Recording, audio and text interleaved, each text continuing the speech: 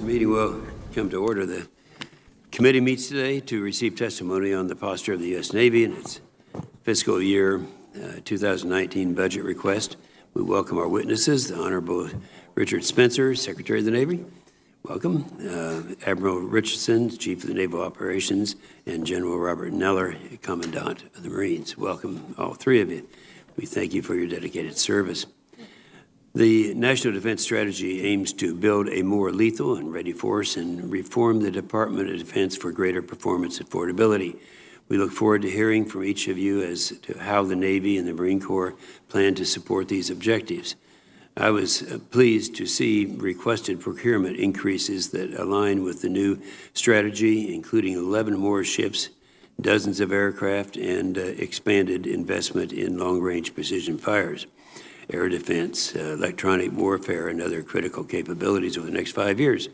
I continue to be concerned about the readiness with the number of the recent air and sea mishaps and the tragic loss of life and results. And I hope you have a chance to talk about that. You know, when we have this accelerated mishaps that we have had, obviously it has something to do with op-tempo, with maintenance, with training, and but it's difficult to identify just where that is. However, I think it's something that we need to be talking about.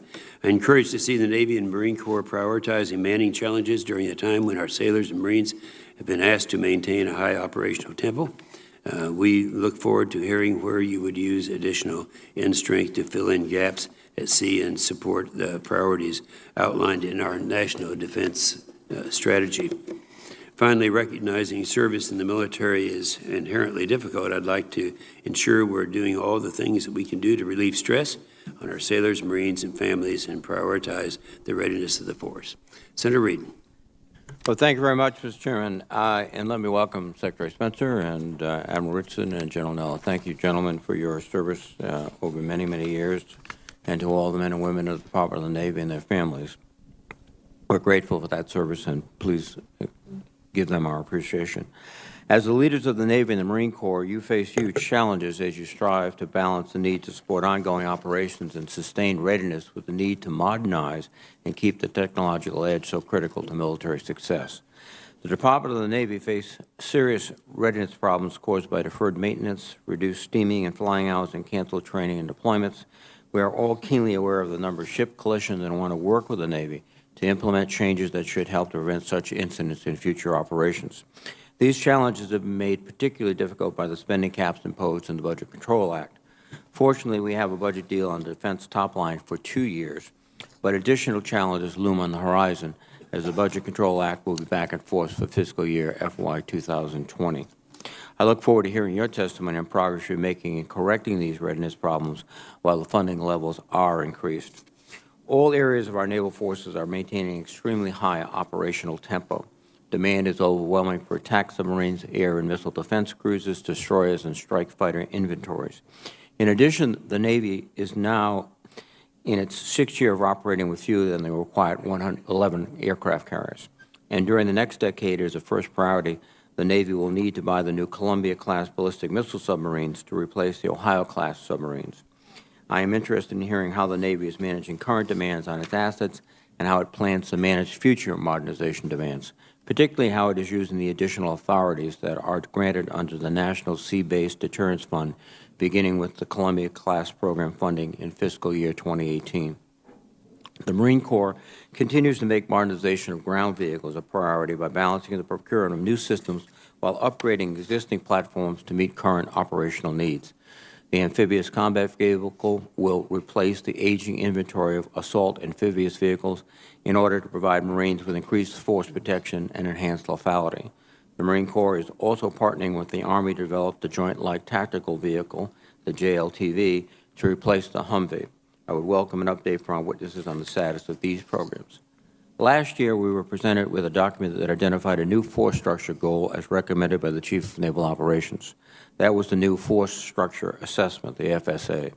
The Navy's current high level of operations contributed in part to the CNO's conclusion in this assessment that calls for increases in the goal for the Navy fleet from 308 ships to the level of 355 ships.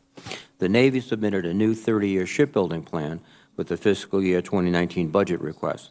While the plan would lead to increasing the size of the fleet, it would not meet the new 355-ship goal. This 30-year plan would achieve the attack submarine force goal of 66 boats in 2048. However, in the same year, we would have a force of 9 aircraft carriers compared to a goal of 12 carriers and 92 large surface combatants versus the goal of 104. We need to understand the steps the Navy will be taking to address these shortfalls. In addition, a significant factor that bears on our discussion this year is that Secretary Mattis has published a new defense strategy that is intended to guide force structure development and modernization programs to increase capability. It is reasonable to speculate that the implications of this new defense strategy on the Department of the Navy could yield increased demand for naval forces and complicate the Navy's plans to achieve its force structure goals. I am interested in hearing how the Department is implementing these strategy decisions and how this might affect future force structure goals of the Navy and the Marine Corps. Again, I thank the witnesses and look forward to their testimony. Thank you, Senator Reed. Let's start with you, Admiral. Your entire statement will be made a part of the record, but so we'll be anxious to hear your opening statement and then get your questions. But we start with you, Secretary Spencer. Thank you, Senator. Ranking Member Reed, distinguished members, I want to thank you for the opportunity to come before you today and present to you the posture of the Department of the Navy. It's an honor, truly an honor, to sit here with Admiral Richardson and General Neller, who over the last 9 months, ladies and gentlemen, have truly become my business partners in tackling the issues that are facing the Department of the Navy, specifically as they pertain to my Title X responsibilities. On behalf of the Navy and Marine Corps team, thank you for the effort put forth by Congress in reaching a bipartisan agreement to support the President's budget request. We completely understand and appreciate that this stretched people to the farthest extent of their comfort zone, and we are very supportive of this and just want to know that we thank you all for your efforts collectively. We look forward to receiving these resources as soon as possible to enhance the readiness and lethality across the team while expending them in a focused manner in support of the National Defense Strategy.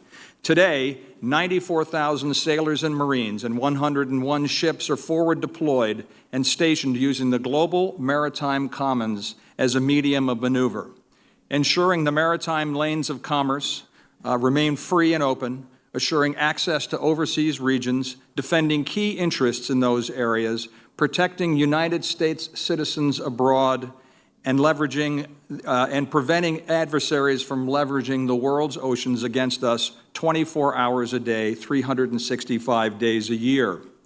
Our budget request enhances readiness and continues increasing capability and capacity of the Navy Marine Corps team. As directed in the 2018 National Defense Strategy, our budget submission supports a more lethal, resilient, agile force to deliver and defeat aggression by peer competitors and other adversaries in all domains across all spectrum. My priorities for the Department center on 3 categories: people, capabilities, and process. The ability to accomplish our mission relies on people. 800,000 sailors, Marines, active duty and reserve, and their civilian teammates and families comprise that number. We are building a more lethal, agile, talented, and rapidly innovating workforce as we speak. The ability to accomplish our mission relies on having capabilities necessary to fight tonight, challenge competitors, deter our rivals, and to win. We're investing in modernization of key capabilities and new technologies to attain this goal. Lastly, the ability to accomplish our mission relies on having efficient processes in place that will speed the value and ability to support our warfighters in more effective and efficient manners. We are creating a continuous improvement mindset in both our culture and management systems to deliver performance with affordability and speed. I deliver to you today a plan with urgency. We cannot and will not allow our competitive advantage to erode. With your guidance and help, these planned investments will provide combat-credible maritime forces for the future.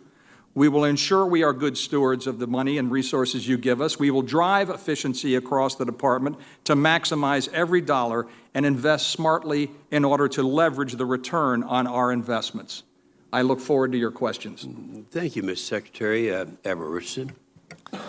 Senator Inhofe and Ranking Member Reed and distinguished members of the committee, thank you for the opportunity to testify today to discuss our Navy. And I'm honored to be here with Secretary Spencer and General Neller, two great leaders with whom I'm working to increase the warfighting lethality and readiness of our Navy Marine Corps team. That Navy Marine Corps team is the nation's response force, and a strong and responsive Navy matters to America's security and economic prosperity now more than ever. As our national defense strategy makes clear, more naval power is essential in a new era of great power competition. With a rising China and a resurgent Russia, America no longer can enjoy a monopoly on sea power or sea control. Meanwhile, regimes like North Korea and Iran threaten global stability. Given these challenges, it's absolutely critical that we increase American naval power with a sense of urgency, just as Secretary Spencer said. Every day, we must earn our place as the world's best Navy. To do that, we must take a balanced approach to building the Navy the nation needs. The Navy the nation needs requires a bigger fleet, as you said, Senator, more ships, submarines, aircraft, and special operating forces. Congress agreed with the conclusions of several thoughtful studies, and a 355-ship Navy is now the law of the land. This will increase our Navy's ability to protect our homeland and our allies, to expand our influence as America's global maneuvering force, and to support American prosperity by safeguarding access to critical waterways. And while there will always be a debate about the eventual number of ships to build, we can all agree on one thing: the Navy must get bigger, and we must start building now. The Navy the nation needs requires a better fleet, more capability, achieved through modernization, networking, and agile operating concepts. The Navy the nation needs requires a ready fleet, more at-sea time, more flying, more maintenance, and more weapons of increased lethality that go faster and farther. All of these things demand a talented force of sailors and civilians with officers of character and competence to lead them. Thank you to the efforts of this committee and the Congress. The readiness funds in 2017 and the enactment of the fiscal 2018 authorizations and appropriations has put us on a strong trajectory towards increasing American naval power. As we discuss the 2019 budget request today that will help us achieve a bigger, a better, and a more ready fleet, I commit that your Navy will be a good steward of every precious taxpayer dollar. Finally, on behalf of all the sailors serving around the globe, I think we all agree and wish Senator McCain a speedy recovery, and I look forward to being grilled by him in this room in the future. I'm grateful for his work and that of the entire committee to increase our naval power.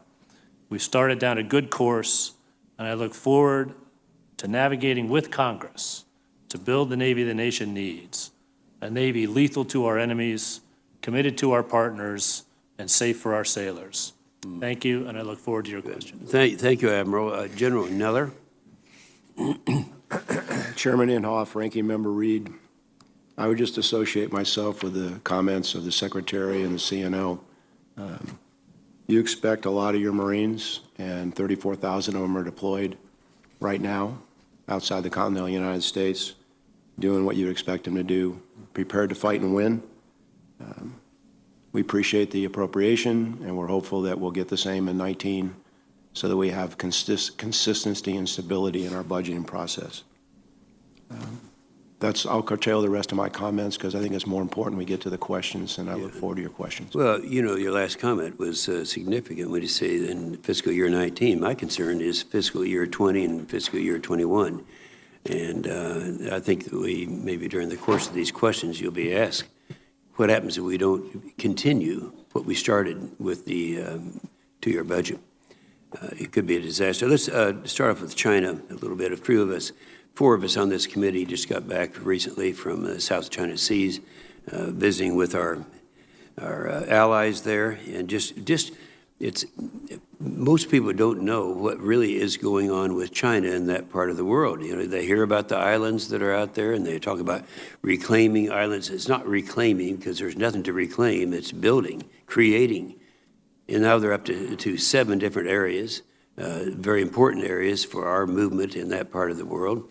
Everything that we see there is as if they're preparing for World War III. Everything's military, not offense, it's defense.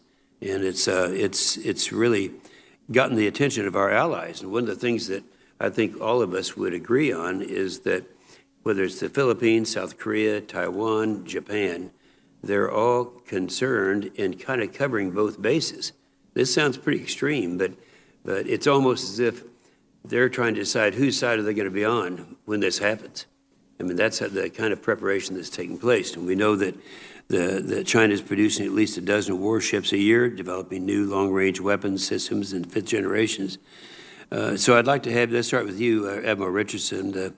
What do you see those potential challenges, and I mean, what are they up to in this, what they refer to as the reclamation projects that they have that now exceeds, 3,000 acres, I guess? Admiral? Sir, I think you've characterized that exactly right, and I would say that the Chinese have been very clear about what they're up to with their discussions of the Belt and Road Initiative, which may begin in the South China Sea, but actually extends around through the Straits of Malacca into the Indian Ocean, up into the Middle East, and into Europe. And so it's all around. We understand that. We know what they're doing right now in Djibouti. This is the first foreign-based operation that they've had, I guess, in recent history. And so it's not just there. It's certainly in Europe, the same. But that's a place where we recently were, and it really does affect the Navy's attention more than the other areas. How about you, Mr. Secretary? What's your thinking about what are they up to there in the South China Seas? Well, Senator, we know what their activity is in the South China Seas. I'd like to actually elevate it and tell you what we're observing they're doing across the whole spectrum. Yeah, I understand that, yeah. Just the other day, we were about to let a contract to one of our primes, and we found out that in that division that we were going to contract to, Huawei was a joint venture partner. And we turned around and said, whoa, stop the horses. We'd like to know what this means. Talked to the prime. The prime said, no problem. We're not going to use any of the assets of Huawei nor its software. It was a very enjoyable call. And then all of a sudden we said, great, can we see the governance documents of the joint venture? And things got very frosty. We have now put prophylactic language in this agreement to prevent any creeping further. I bring this up as an example, too. It's not just the South China Sea. It's across the full spectrum that China is coming at us. Yeah, and I agree. That's why I said, but right, this is fresh in our minds right now, and it's something very overt, and it's one that is considered serious enough in that part of the world that our allies, historically our allies, are kind of divided as to what they think, where their allegiance may be changed to, and that's very, very concerning. Let's talk a little bit about the pilot shortage. I know I understand it's not quite as serious with you guys as it is with the Air Force, but are you looking down the road now that we've made some changes and we're looking at 2 years in fiscal years 18 and 19, we're going to be able to make some changes? Any express your concern right now, maybe with you, General Neller and the Marines, or so we share the same concern. Our numbers are not as drastic or dramatic as the Air Force, but we have instituted a bonus that we haven't paid for many, many years, and we've extended it out to 16 years. We're looking at different ways to take advantage of people that might be leaving to keep them in the reserves, and we're in direct competition with the commercial airlines because they have a huge pilot shortfall around the world. It's not just pilots, it's maintainers. We just offered a reenlistment bonus to our younger maintainers, and a significant number of them took it, which will give us some stability because that's an experience base that you what about flying hours? It's been our flying hours, Senator, they've gone up. I can show you probably that's 4 hours per model type series across the force in the last year. I saw a story the other day that said it was really only the forward deployed forces, so I got the data call on that. Actually, depending upon what model type series you're talking about, some of the home station forces are actually flying more than the forces that are forward deployed. Yeah. Is it where we want to be?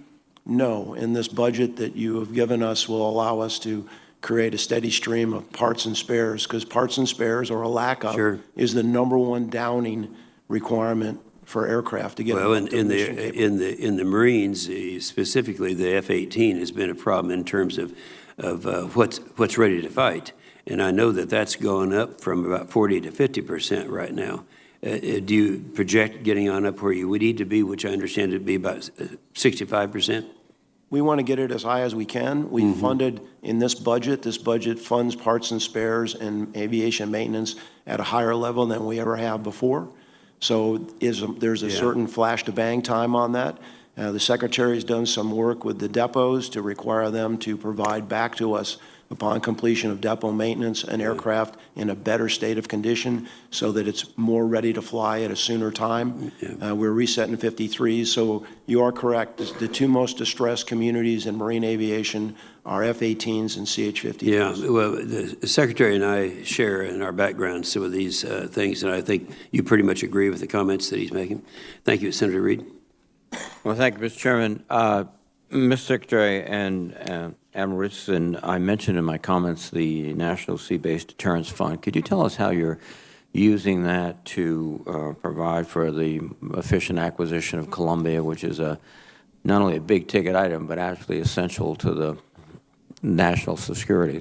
Whoever wants to go first. Senator, I'll go first on that. Yes, that vehicle does provide us authorities that do provide us the flexibility to address Columbia specifically, which is going to be, as you know, the biggest modernization leg of the nuclear triad, and it is our #1 priority in the Navy. Like I said, that vehicle has been very helpful in providing us authorities for future buy, long lead buy, to keep Columbia on track. We will continue to use it, the authorities in there primarily, and I'll tell you that we now have no margin, no time margin at all involved in Columbia, and we are marking this program with great sight going forward because we can't have any slippage. Right. I would just pile on to that, sir. As I see the combination of appropriations and authorities that are going to be required to get this major acquisition program delivered on time, I see that the flexibility of the National Sea-Based Deterrent Fund both lowers cost and lowers risk at the end of the day. You can buy material at its optimum time rather than the last time, and it allows you to move things to the left as much as possible to buy margin back into the schedule. I only would ask if there are additional authorities or additional techniques that you want to apply because of the importance of this program. Please let us know as we go forward.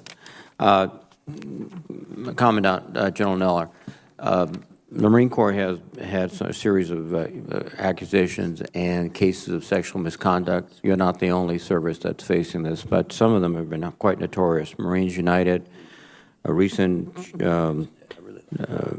incident involving a colonel who had a record of misbehavior and was only discovered when he abused a young child. And then you have also a Marine Brigadier General whose responsibility included sexual assault prevention, and he made some comments that are, I think, have drawn appropriate criticism. Can I ask you very seriously, and with the difficult challenge that you face, is how are you addressing the culture that might be contributing to this issue? Senator Reid, you and I have talked about this, and I appreciate the question. Aside from those events, as disturbing as they are, I think today you look at our Marine Corps, your Marine Corps, we're as diverse, as integrated, and inclusive as we've ever been. And I would give credit to members of this committee for holding the mirror up and making us look at ourselves and ask ourselves some hard questions. So since the Marines United, we've clarified policies and rules and regulations so all Marines know what's expected of them. We had to clarify commanders what they could do to hold people accountable. That doesn't mean we're perfect. I've had a couple of my senior officers, one was an allegation and one was investigated by ourselves and was substantiated where I had to say that I didn't have confidence in them to lead their organization. They are not the majority. They're not even close to the majority. And yes, you should expect more from a more senior officer. So are we where we want to be? Are we where you want us to be? No. Are we in a better place than we were a year ago? I believe we are. That's on me. And I just remind everybody that in my heart of hearts, I've gone out and talked to thousands and thousands and thousands of Marines. And I'm not going to use it as an excuse that 62% of the Marine Corps is 25 years old or less. That's no excuse.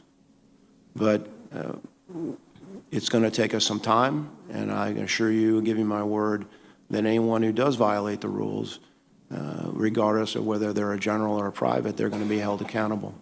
And with the help of this committee, we'll continue to work to make ourselves even more inclusive than we are today. General, are you concentrating on senior leadership? I know you're addressing the entire Corps, but making a special effort to ensure that senior leadership is fully attuned with your views? Yes, Senator. Thank you. One other issue, too, is do you reflect adherence to these standards, specifically in the efficiency reports for Marines?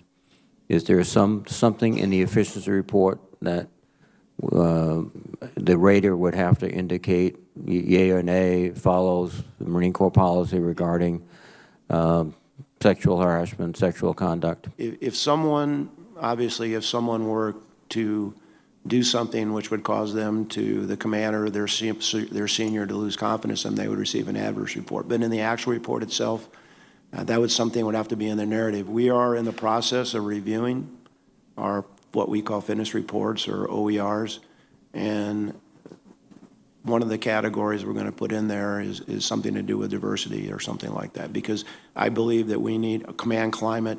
You know, we're in a tough business, and it's taken some people some adjustments, and those that can't adjust are going to have to either get on board or get out. But to answer your question, right now our fitness report does not reflect that unless the reporting senior chose to write it in, but in the future it will. Well, I think that is an important step. My time has expired, but thank you, Mr. Chairman. Thank you, Senator Reed. Senator Cotton. Mr. Chairman, and thank you, gentlemen. Richardson, I want to discuss the littoral combat ship in what I view as some concerning news. According to a U.S. Naval Institute story published this week, the Navy will not deploy an LCS in 2018. 11 LCS ships have been delivered to the Navy as today, but we will have none deploy. 2 days ago at a Sea Power hearing, Admiral Mertz testified, quote, "The typical deployment model is 3 to 5 ships to 1 to keep one deployed. So this is really just math. There's going to be gaps that will fill in over time. We're not concerned about that," end quote. However, in September, just 8 months ago, the commander of Naval Surface Forces in the Pacific Fleet said that you can maintain 3 to 4 littoral combat ships deployed when you take on the Blue Gold crew system. What is the answer here to the actual deployment ratio? Sir, I'll tell you, as you know, the littoral combat ship has been a program that has been through some troubled times. And I would say that in the past, we probably pushed that ship out forward deployed a little bit ahead of its time before the system, the program had stabilized and we'd done the appropriate testing and gained the confidence. As soon as I got in as the Chief of Naval Operations, I directed the Commander of Naval Surface Forces to take a look at that program, rationalize it, and make it look a lot more like a normal shipbuilding program and a ship operating program. So this is what led to changes in the maintenance approach, changes in the Blue Gold crewing, the way that we are going to home port these squadrons and forward deploy them. 2018 is really a reflection of that shift.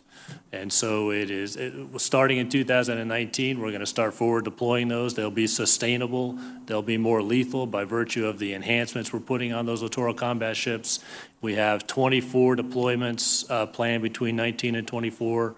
And so, you know, it really, 18 is a reset year to get maintenance and manning in place so that we can deploy this in a sustainable fashion. So starting in 2019 then, which of those ratios will be correct? Will we be able to keep 3 out of 4 ships deployed, or 1/5 to 1/3 of those ships deployed? Sir, I'll tell you what, there's a little bit more to the math. If I could get back to you for the record on exactly how that ratio works out, I'll be happy to show you the way this all manifests I would appreciate that. Yes, for the record. There's a second question I want to ask as well. Even by Admiral Mertz's statement of 1/5 to 1/3 of ships deployed, we should still have 2 or 3 LCS ships deployed this year. I think you may have just answered that question, though, by saying this is a reset year to try to get to your future model. This is part of that plan that Surface Forces put together. We've spent $6 billion now on these ships. I think the taxpayer deserves to have them out performing their job. Could not agree more. I hope that's the case starting next year. General Neller, I want to speak to you about some changes in foot march standards at the infantry officer course. It was recently changed from requiring infantry officers to pass 5 out of 6 evaluated foot marches to only 3 evaluated foot marches. I find that a little worrisome, given that the overall physical fitness testing standards have increased for everyone to include enlisted Marines, which means we may be lowering standards for our infantry leaders compared to our enlisted Marines on something that is, I would say, a pretty core competency for an infantry leader. I assume you would agree with that? Well, Senator, there was a change because we looked back at what was going on at infantry officer course. There's 9 foot moves during the course of that curriculum. At one time, you had to pass 5 of 6 to graduate. A couple of those 6, we could not relate them to events in the training and requirements manual for infantry. So I got a group of my senior infantry leaders together, and I said, okay, you know, why are we doing what we're doing? A couple of them, the one in particular, an event, I thought that the load was, I wouldn't think I would ever have anybody do that. So they came back to me and they said, look, these are the 3 that equate. We're still doing all of them. They're still all done. They're all still part of the overall but fewer are being evaluated. They're all evaluated.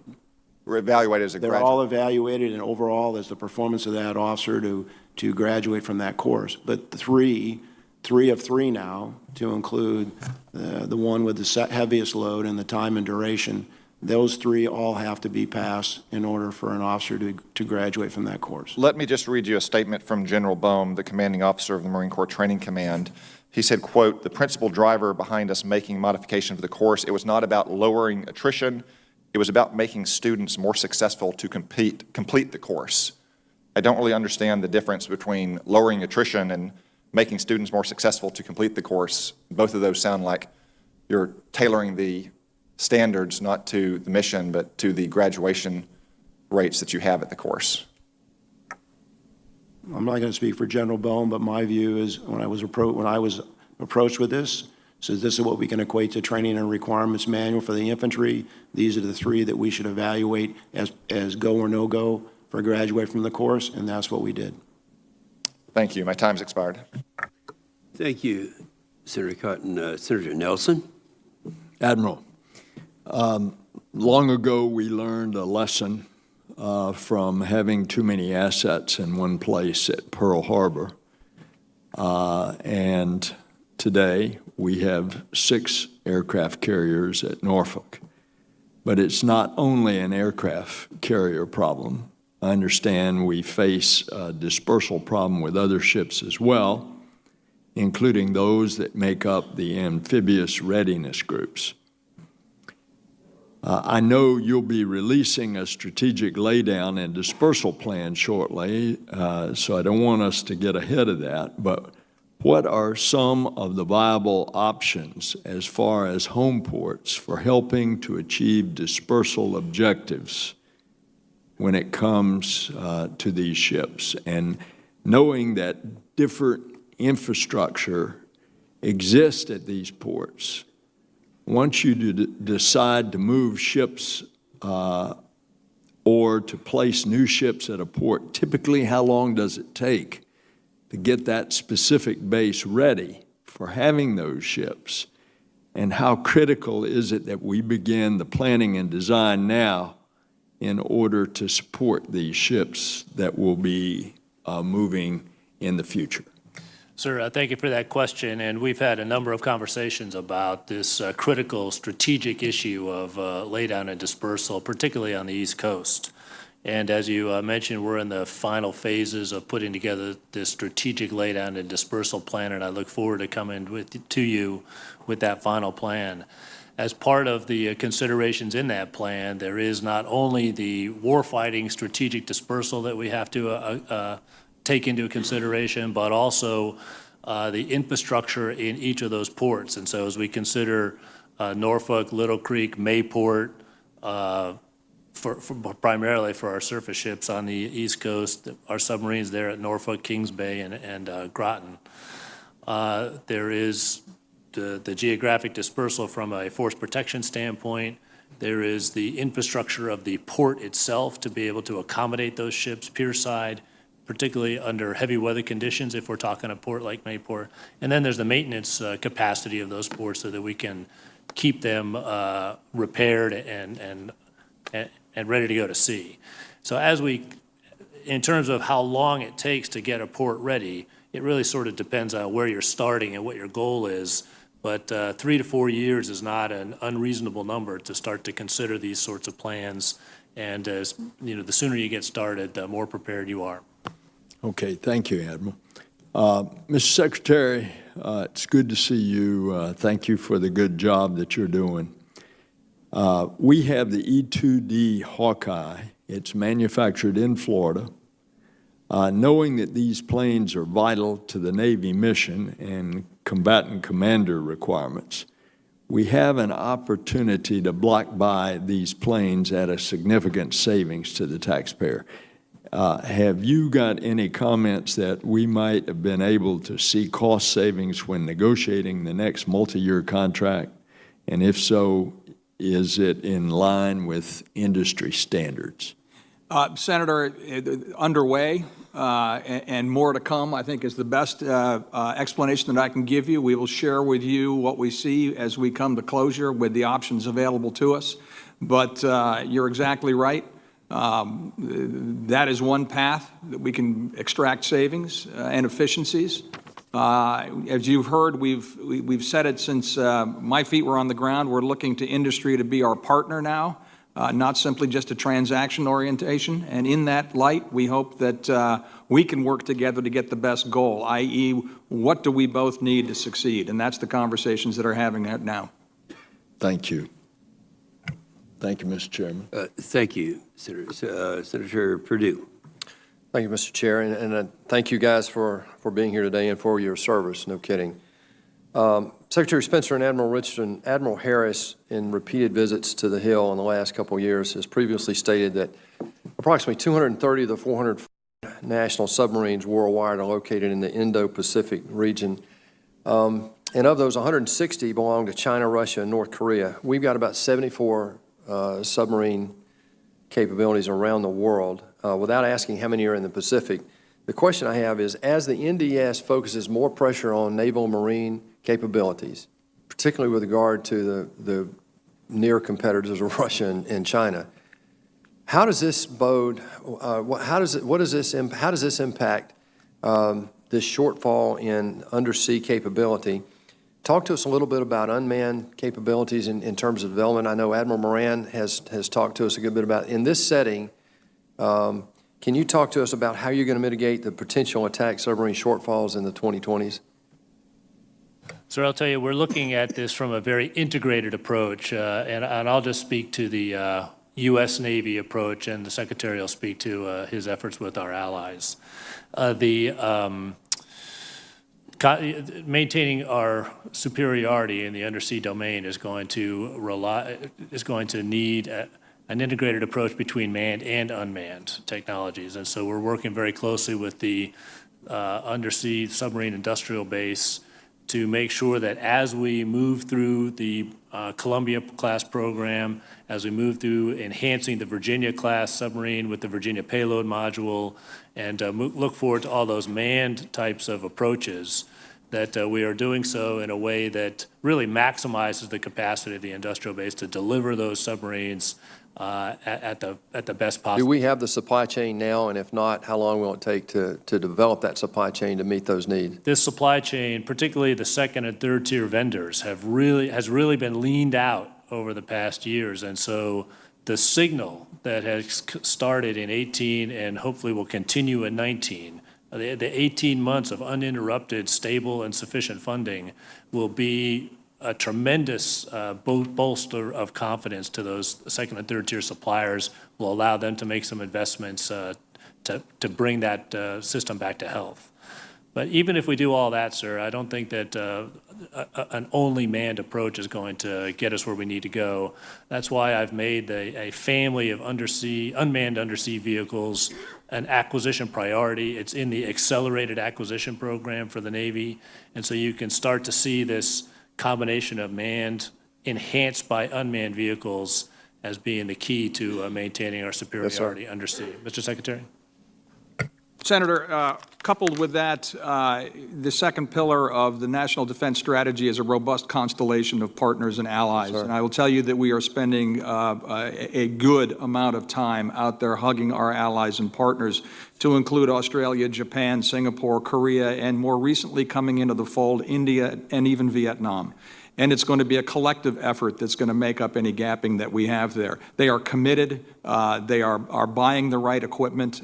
They are working with us. I invite everyone on the Senate Armed Service Committee. This is a formal invitation to join us in RIMPAC, where you're going to see a complete coordination of faces and partners. Will China, sorry to interrupt, will China be a part of that this year? China has been invited.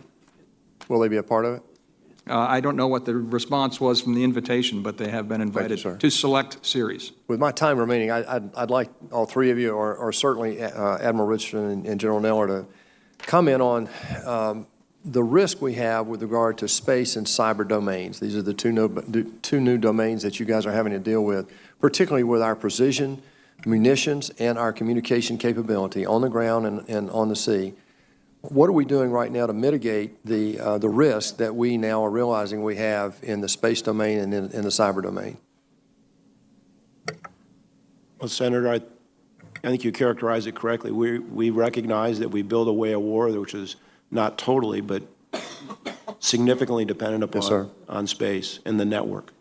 And so we realize that we have to keep our network up. It has to be resilient. And we have to be able to operate with a minimum of bandwidth. And we've got to make in the requirements for anything else that we buy that it has more than one way to find its way to its destination. Yes, sir. So the cyber piece is first defend, protect yours, and deny the adversary theirs, and then make sure that the munitions you have are going to operate even if that network is degraded or the constellation is degraded. So space is a place where we're going to operate in a different kind of way. And if General Hyten were here, he would tell you that, there's maneuver in space and there's shaping operations in space. And other than that, we probably get into a classified domain beyond my capacity to explain it to you. But clearly, it's something that's on everybody's mind. It's the number for us in the Marine Corps and with the Navy through the Secretary's leadership. And we realize we got to have an integrated network. We've got to have a naval grid so that all ships can communicate and airplanes can communicate with the ships and ground forces. And so that's a big effort, and that's part of the modernization, and that's part of what the appropriation that we have is going to help us figure out a way to do. Sir, I'll just pile on quickly because I know we're getting out of time. Yes, but I will tell you that in addition, the command and control of the entire battle space, including those two new domains that you mentioned, has got to be something that is completely integrated as well. And so we are starting to war game more and more robustly how you would command and control those two domains, really down to nanosecond timing to be effective there. Finally, just to address your comments on GPS, we're accelerating our efforts to get precision navigation and timing techniques that will allow us to continue to operate in the absence of GPS if that's the way it goes. Yes, sir. Thank you. Thank you, Senator Perdue. Senator Shaheen. Thank you, Mr. Chairman, and thank you all for your service and for being here today. Secretary Spencer, I was really pleased to hear your anecdote about the contract with Huawei and how the Navy handled that. I think just as we saw with Kaspersky Software, the threat from our adversaries is not just external based on weapon systems and firepower, but it's also internal based on information, disinformation campaigns, and cyber. According to a February 2018 article in Breaking Defense, the commander of Naval Information Forces, Rear Admiral Matthew Kohler, said that, well, he actually likened the Navy's IT workforce situation to that of recent ship collisions in the Pacific. he's concerned about the assumption that if IT professionals are operating all the time, they're getting all the practice they need, and they don't need training. So can you talk about the extent to which the Navy is looking at training that our IT professionals need and what you might need also in the way of equipment? Yes, Senator. We've brought this up, not only IT, but collectively in the cyber community. We look at the work that N1 has done with Admiral Burke on our future force needs. We are tailoring. We are looking at new ways to get at this. We're going to be coming in front of you all, possibly to nibble on the sides of DOTMA. As an example, the ability to have people come in and out of the service to remain current. This would specifically pertain to our cyber community and probably also to parts of our IT community. We have to, and I underscore this heavily, we have to start thinking outside the box in order to accommodate, access, and retain the talent that we need in these areas. And I turn it over to the CNO if he had any further. Thank you, Mr. Secretary. I'll just pile on to that, ma'am, I would highly encourage you to take a quick visit down to Suffolk, Virginia, where Admiral Kohler has his command, and you get to see the stunning talent that the Secretary alluded to in our sailors and civilians that are actually prosecuting this fight in the cyber domain. Right now, our recruiting and our retention is good there, which is a tribute to the values and ideals and dedication of that team. But I do take the point that you cannot assume that just because you're doing operations that you're doing the sets and reps that are necessary for full readiness. And so Admiral Kohler and I, Admiral Ty, and the rest of the information warfare community are looking at that very closely. Well, thank you. I'm pleased to hear that, and I'm sure this committee is interested in supporting those efforts. There is a report to Congress on extending the service life of the Los Angeles class sub. I support this effort. I think it is important to span the gap between 2021 and 2031, where we will need those submarines to address the threat that we face. I was pleased to see that the report proposes that most of the work be done at the Portsmouth Naval Shipyard, which obviously I'm very interested in, and that it includes the need for investments in infrastructure in order to support that effort. But it doesn't really speak to the workforce that's going to be needed. And given what we're seeing already at the shipyard in terms of the challenge of getting the STEM workers that we need for those jobs, can you speak to what your thinking is about how we make sure the workforce is there to do this work on the Los Angeles class subs? Yes, ma'am. Thank you. And I'll kudos to the team at Portsmouth Naval Shipyard. They really do terrific work on our nuclear-powered submarine force. And absolutely. I'm going to be meeting with some of the superintendents later. I will share that with them. Thank you, ma'am. But I'll tell you that the workforce is, I think, the central challenge when we talk about expanding capabilities, whether it's in acquisition or in maintenance, repair. Finding those talented people is the principal challenge. We're on a plan to increase our shipyard workforce up north of 36,000 nationwide. We think that that will be the proper number to get our arms around the workload, which includes the potential life extension of Los Angeles class submarines. One is in the budget, and we're looking at the engineering basis for more. We address this through heavy-duty recruiting, but also successful intern programs and all of those. The word escapes me right now, but the schools that really go out to the community and bring these people in and give them the essential training that they need to be effective shipyard workers. I want to just put a footnote on there, Senator, which is addressing workforce. I find one of the beauties of this job is to go incognito and wander around the assets. And 2 weekends ago, with my blue jeans on and a hat, I wandered into the STEM Festival, which was going on at the Walter Washington Convention Conference. And first of all, I was wildly invigorated seeing the number of kids that were there. But on the first floor, front and center, is Lincoln Welding, with its welding exhibition. And I have to admit, I went up to them and I said, bravo, this is exactly what we need to get people interested in science, technology, engineering, mathematics, and manufacturing. So it's happening. Absolutely, and I applaud the Navy's work to support those kinds of programs like the Seapers Challenge that Admiral Richardson and I were talking about. Yes, ma'am. Thank you, Mr. Chairman. These apprentice programs is the thing that. Yes, absolutely. That's critical if we're going to get the workforce we need for the future.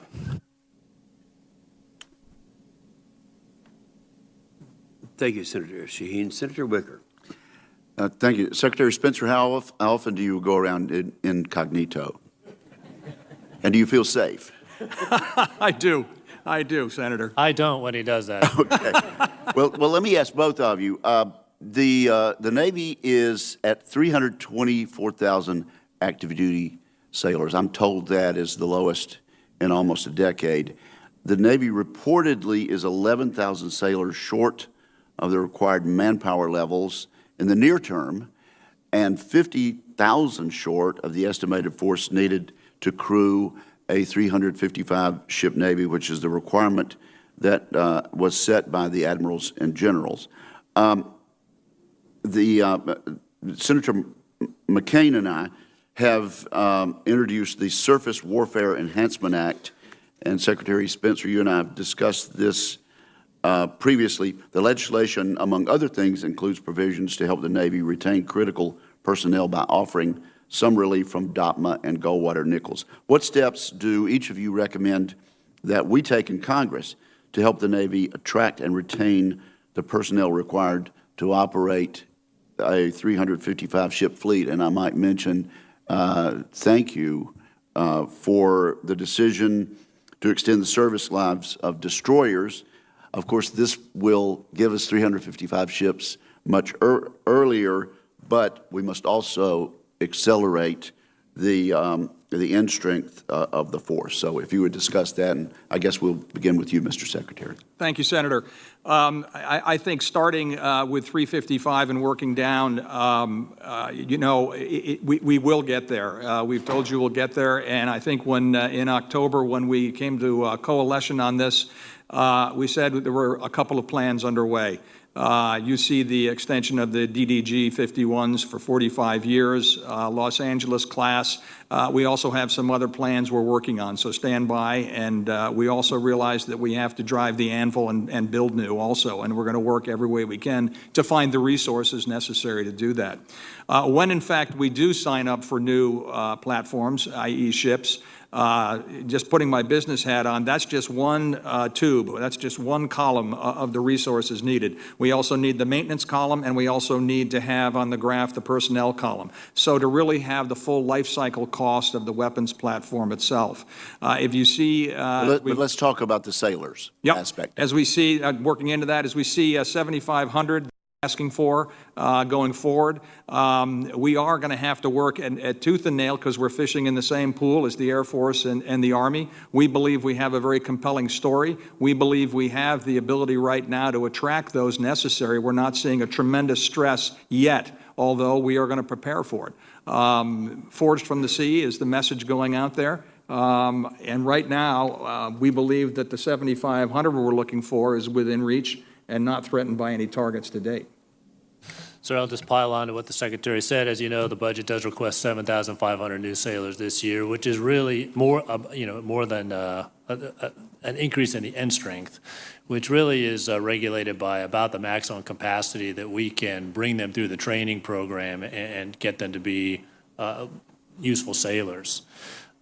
With respect to DOTMA reforms, I can't thank this committee enough for their support in our proposals to allow, I would say, sort of three things would provide some tremendous flexibility. One is sort of merit reordering so that we can get our talent to go to the top and accelerate that talent. One is the opportunity to maybe postpone your board for promotion so that you can make sure that you've got all of the wickets met before you go before the promotion board.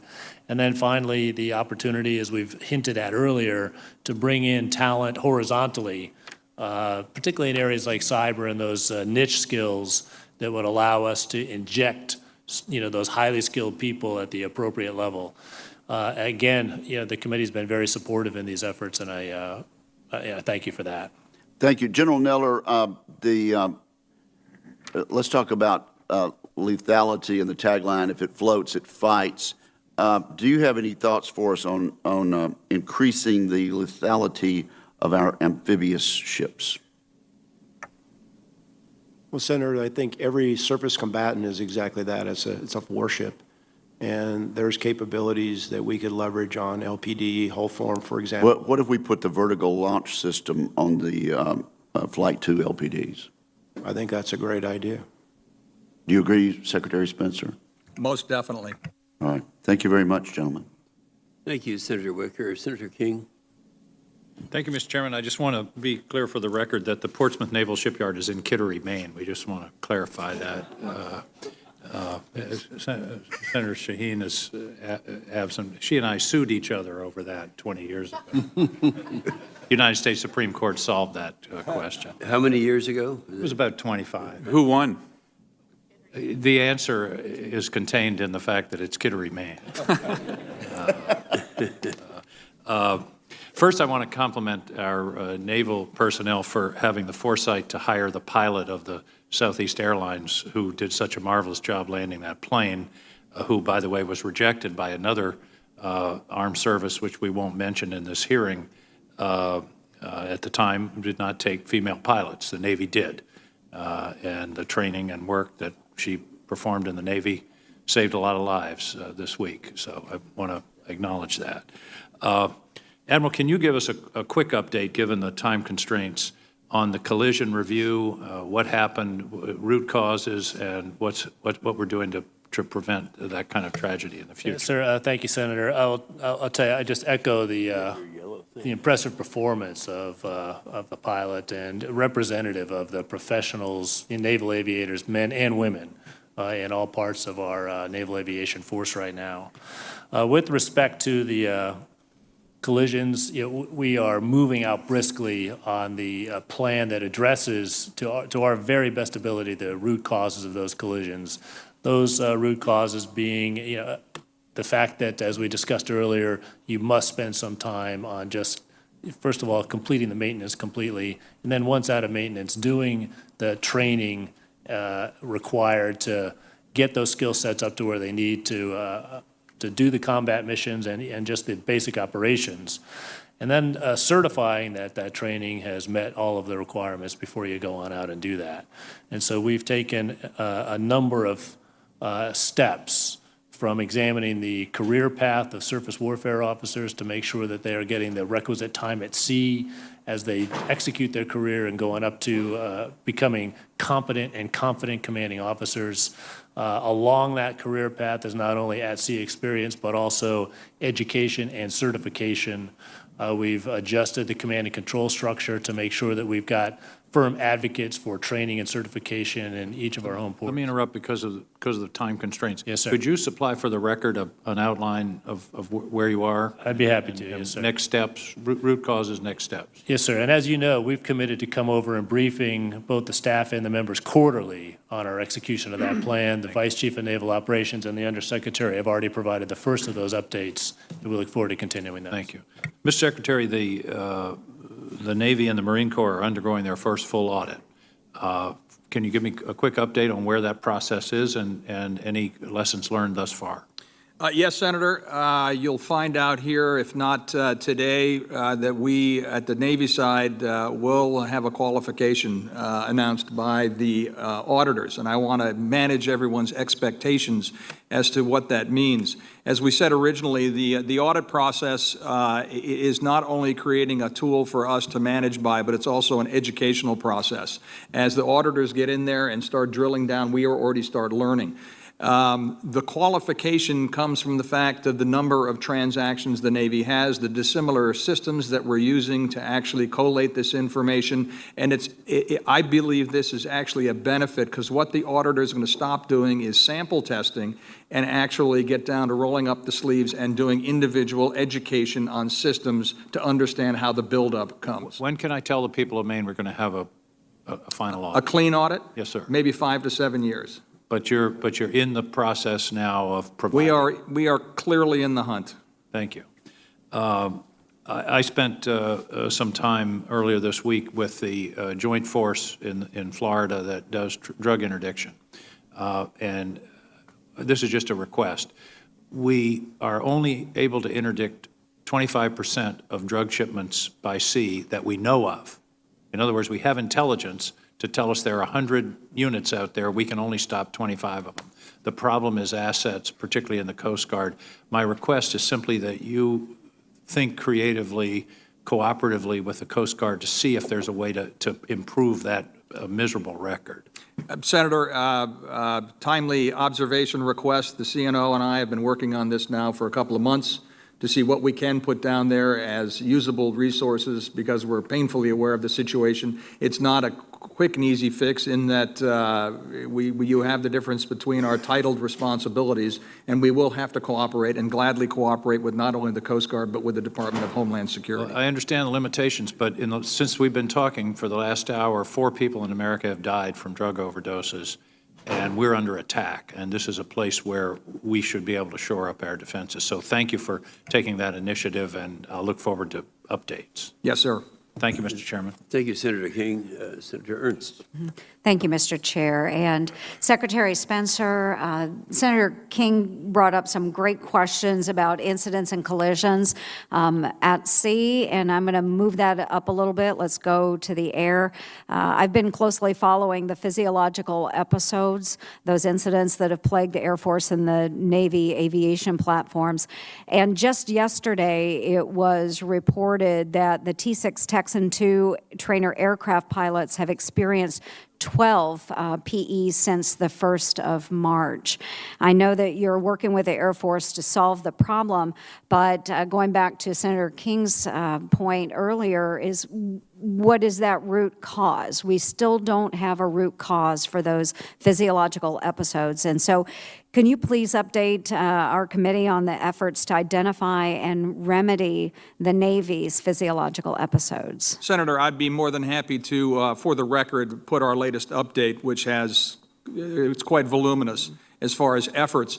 I will provide a topical overview, though, which is fascinating when you come to numbers analysis.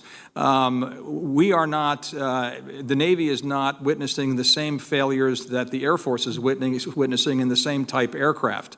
And I'm not saying that one's better than the other. We're doing the same type maintenance and analysis, and this is kind of a confounding issue. We are working the root causes. We are replacing parts, OBOGs. We are replumbing. We are resoftwaring. When it comes to the F-18, as you know, some of those depressurizations were just due to age of aircraft, but it still means we have to come to solutions. We are at it. We are tooth and nail, and we are also reaching across to the Air Force to work hand in hand with them. And I appreciate the collaboration on that. Is there a way that Congress can provide additional supports in that effort? We will definitely let you know when I'm sure you will. Find more. Yes, I expect it. Okay. Thank you, Mr. Secretary. General Neller, through my work as chairman of the Emerging Threats and Capabilities Subcommittee, which has jurisdiction over SOCOM, I've really learned a lot about the care and the treatment programs that our special operators have, as well as their families. And one of the programs that I feel that has been very, very helpful in this regard is the preservation of the force and family, which is also known as POTF. Senator Heinrich and I recently held a hearing with our SOCOM and with the SOCOM and its component commanders, and they all agreed that this particular program of POTF has been very, very successful in getting our war fighters back into the fight. Would you be able to speak to the value that POTF provides for MARSOC, and then as well, is this a program that you think could be expanded to the rest of the Marine Corps? Well, clearly the preservation of force and the efforts that SOCOM is able to deliver as far as mental health and fitness to their family, because they're smaller numbers, is a big deal. And because of the frequency of their deployments, albeit shorter, and the type of actions that they take when they deploy, it's very critical for them to keep those soldiers, sailors, airmen, Marines in the fight. So we fully support that. I always talking to General Mundy, our MARSOC commander, about what they're doing as far as health of the force. Several years ago, the Marine Corps, from our aviation community, we adopted almost every unit has what's called a Force Preservation Council, where they sit down, when the leadership sits down, when a new Marine checks in, they go over, they review their record, any stressors in their life. When people have an issue or something happens that would elevate, whether it's a discipline or something like that, then they become reviewed by the Force Preservation Council to see, okay, what do we have to do to help this individual Marine? We have a Marine Life Intercept counselors that go, we do this. We're still, the mental health capacity of the force is much better than it was 15 years ago, but it's probably never going to be what we want it to be. So I think that type of activity has transitioned itself into the active duty or the conventional force. But when we work with it, but we're never going to get the results we want, which is everybody's healthy and everybody's successful as they can be. I think the point is that we try to do the absolute best we can for our warriors. So if there are best practices that we can take from preservation of the force and the family, we certainly would like to make sure that those are extended into the Marine Corps, and then as well, of course, across the Navy as well. Working with Naval Special Warfare, they also have a very vigorous preservation of the force and family, and ask that exact question: what can we do across the entire Navy to adopt best practices? Absolutely, and if there are ways that we can support, we certainly want to do that. Thank you, gentlemen, very much for being here today. Thank you, Senator Ernst. Senator Warren. Thank you, Mr. Chairman, and thank you to our witnesses for being here today. So the Defense Department spends hundreds of billions of taxpayer dollars every year on goods and services provided by contractors. Federal workplace safety inspectors have found that some companies, including Navy shipbuilding contractors, have endangered their workers, resulting in deaths, extensive burns, and other serious injuries. And they keep right on getting massive government contracts. We have plenty of laws requiring these federal contractors to operate more safely, but all the laws on the books won't do any good unless there's serious enforcement. So, Secretary Spencer, I appreciate your willingness to work with me to ensure that American workers employed by the Navy can work in safe conditions. Can you briefly describe the efforts that you've directed the Navy to undertake to improve contractors' compliance with worker protection laws? Thank you, Senator. When I first testified to take this position, I think you and I had this conversation. Yes, we did. And I promised you that we would take action. What we have done, this really is a whole-of-government solution, and I'm certainly not taking the responsibility off the back of the Navy whatsoever, but OSHA is in here front and center. And they, like many organizations, have their constraints, both fiscally and manpower. Does not alleviate the fact the situation is being focused upon. We have spoken to those that we are contracting with that have violations and said, one, we will not tolerate this. On our next, if in fact there is a breach from normal safety manners to cause accident and or detriment to the workers, we have the ability through funds to correct behavior. Okay, so I'm glad you've started with them in a conversation, but I think we're going to have to be systematic about this in order to make sure that they keep everyone safe. Let me ask you about some examples. To comply with federal rules, Navy contractors must have a safety officer on site to identify dangerous conditions and enforce occupational safety standards. But the person could be anyone, from a trained and certified professional to the most junior person hanging out at the site. So when the Navy signs a contract, the contracting officer can designate a list of key personnel. These are specific, skilled, or technical individuals who are identified as being critical to the success of the work. Secretary Spencer, for contracts that meet a threshold of cost or complexity, do you think that the Navy should consider designating the safety officer as key personnel? Yes. Good. I like that. The contractors need to know that the Navy expects them to protect their workers if they're going to get taxpayer dollars. Last year, the NDAA required the Government Accountability Office to study DOD's procedures for evaluating workplace safety records for the contractors, but we don't have to wait for a GAO report. We can start now, and I appreciate your help on this. Most definitely. Good. So let me ask about another area. The Trump administration recently released National Defense Strategy says that, quote, long-term strategic competitions with China and Russia are the principal priorities for the Department of Defense. The strategy stresses the need to invest in advanced capabilities for a high-end fight. The Navy has a number of ambitious technological goals in the coming years, from unmanned autonomous systems to electronic warfare to nanotechnology. Today, a lot of this cutting-edge technology is not developed within the Pentagon. It comes from the commercial sector or laboratories at our colleges and universities. So, Secretary Spencer, how does the Navy intend to capitalize on commercial and academic developments in advanced technology? And can you just say a brief word about what steps you're taking to make sure that the Navy is closely tied to outside innovators? Senator, it warms my heart to answer this question because we do have a tall task in front of us. One of the things we're doing right now, just to start at the top, is we are binning our science and technology investments to align with the National Defense Strategy, the 10 buckets that Mike Griffin is helping us identify and bin. It is imperative that we do not only our work internally within the Office of Naval Research, but it is imperative that we reach out into our private sector community. As you know, up in Massachusetts, between Lincoln Labs and other efforts we have up there, Woods Hole, we have some amazing research going on outside the organization. One of the things that I have taken on at the turn of the year was a crown jewel, Senators, that we have in the Navy, which is the Naval Postgraduate School. It is a research-oriented educational institution. We are now supercharging it to put it into its next orbit. We had conversations with the likes of Eric Schmidt and some others from the Innovation Board and said, we continue to try to have a relationship with you and drive up and say, what can we buy, what can we do together?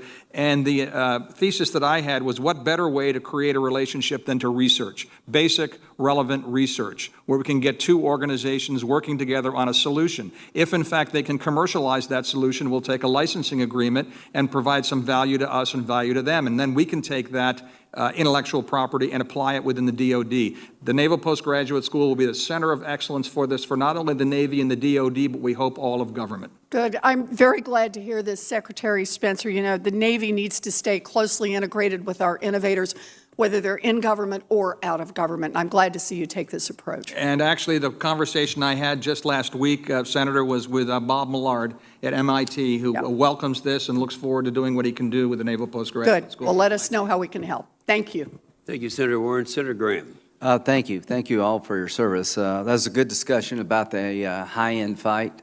I want to get down to the trenches on how we protect this nation from radical Islam. To the American people, you may be tired of fighting these people, but they're not tired of fighting you.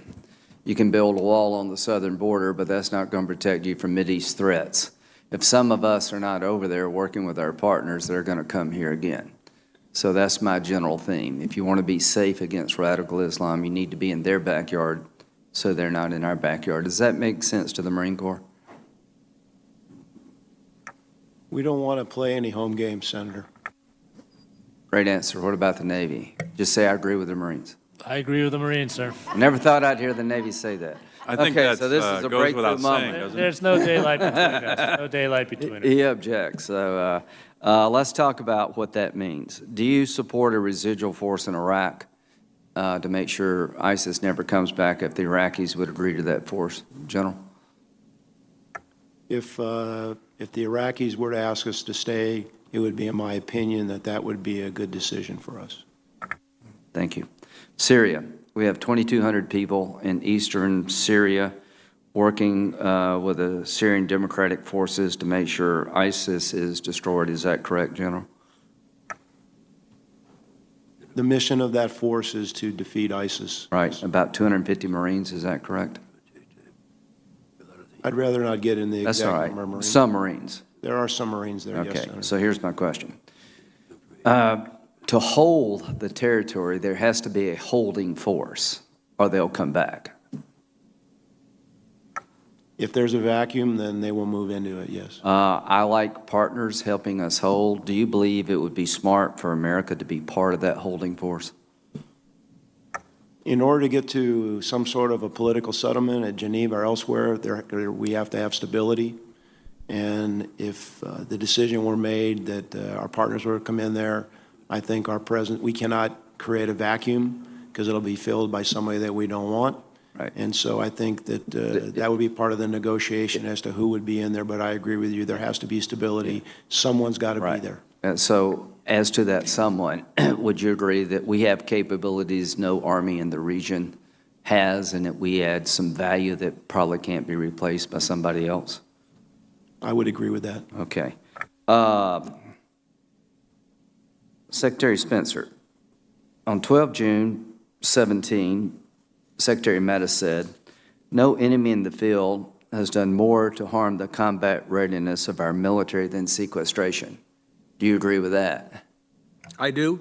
Would you tell every member of this committee without hesitation, don't put me back into sequestration? Don't put me back in sequestration. There you go. Y'all are really good.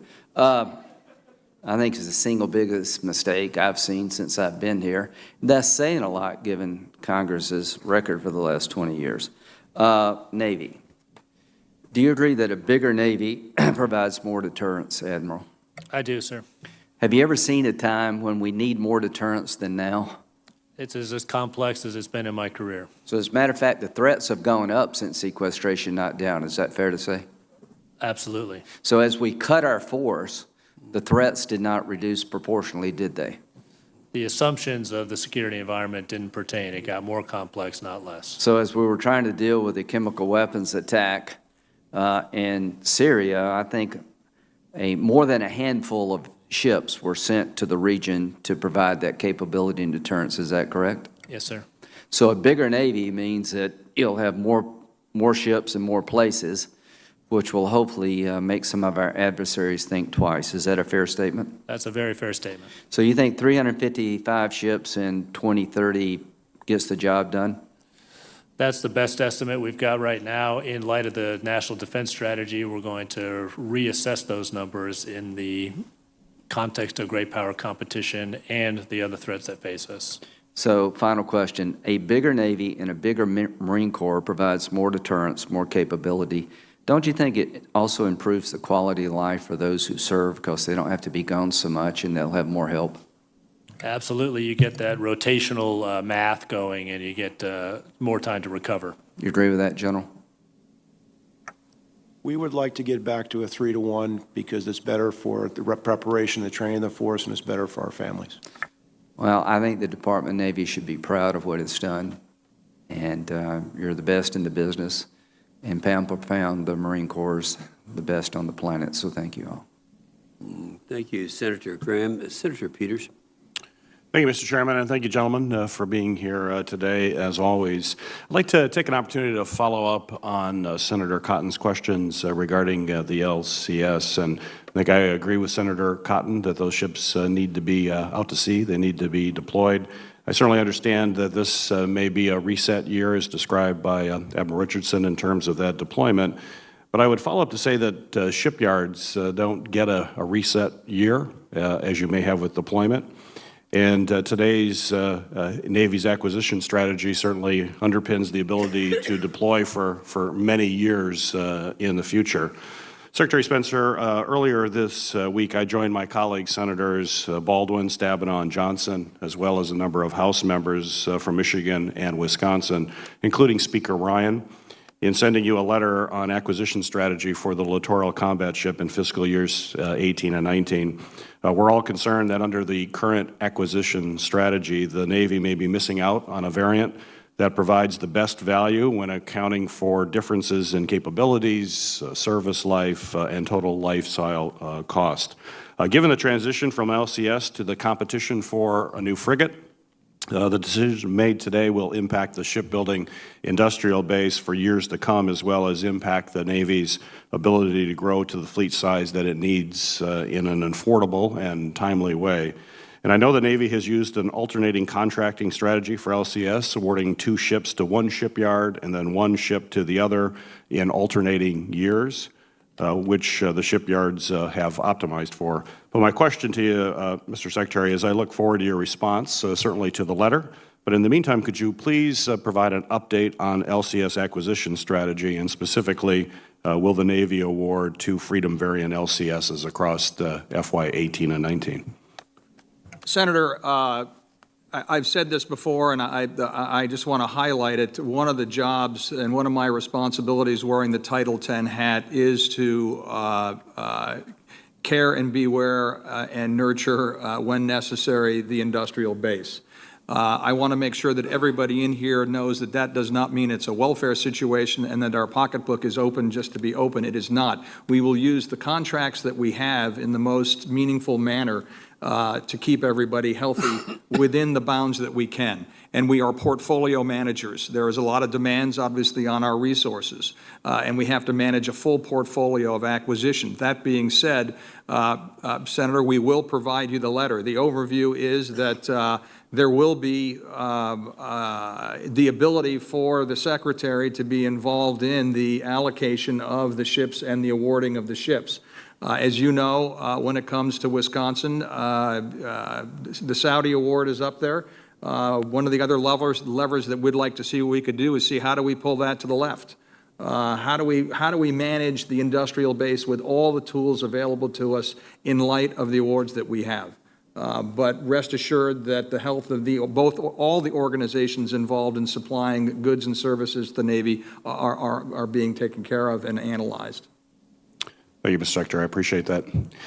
General Neller, as you are well aware, the future of warfare will be changing dramatically. We've had those discussions on many occasions, as I've had with the other 2 gentlemen here. But as we bring in new technology, whether it's autonomous vehicles or AI systems, you need to make sure that you can actually deploy those, and that the men and women who are out in the field are able to integrate that into doctrine and tactics.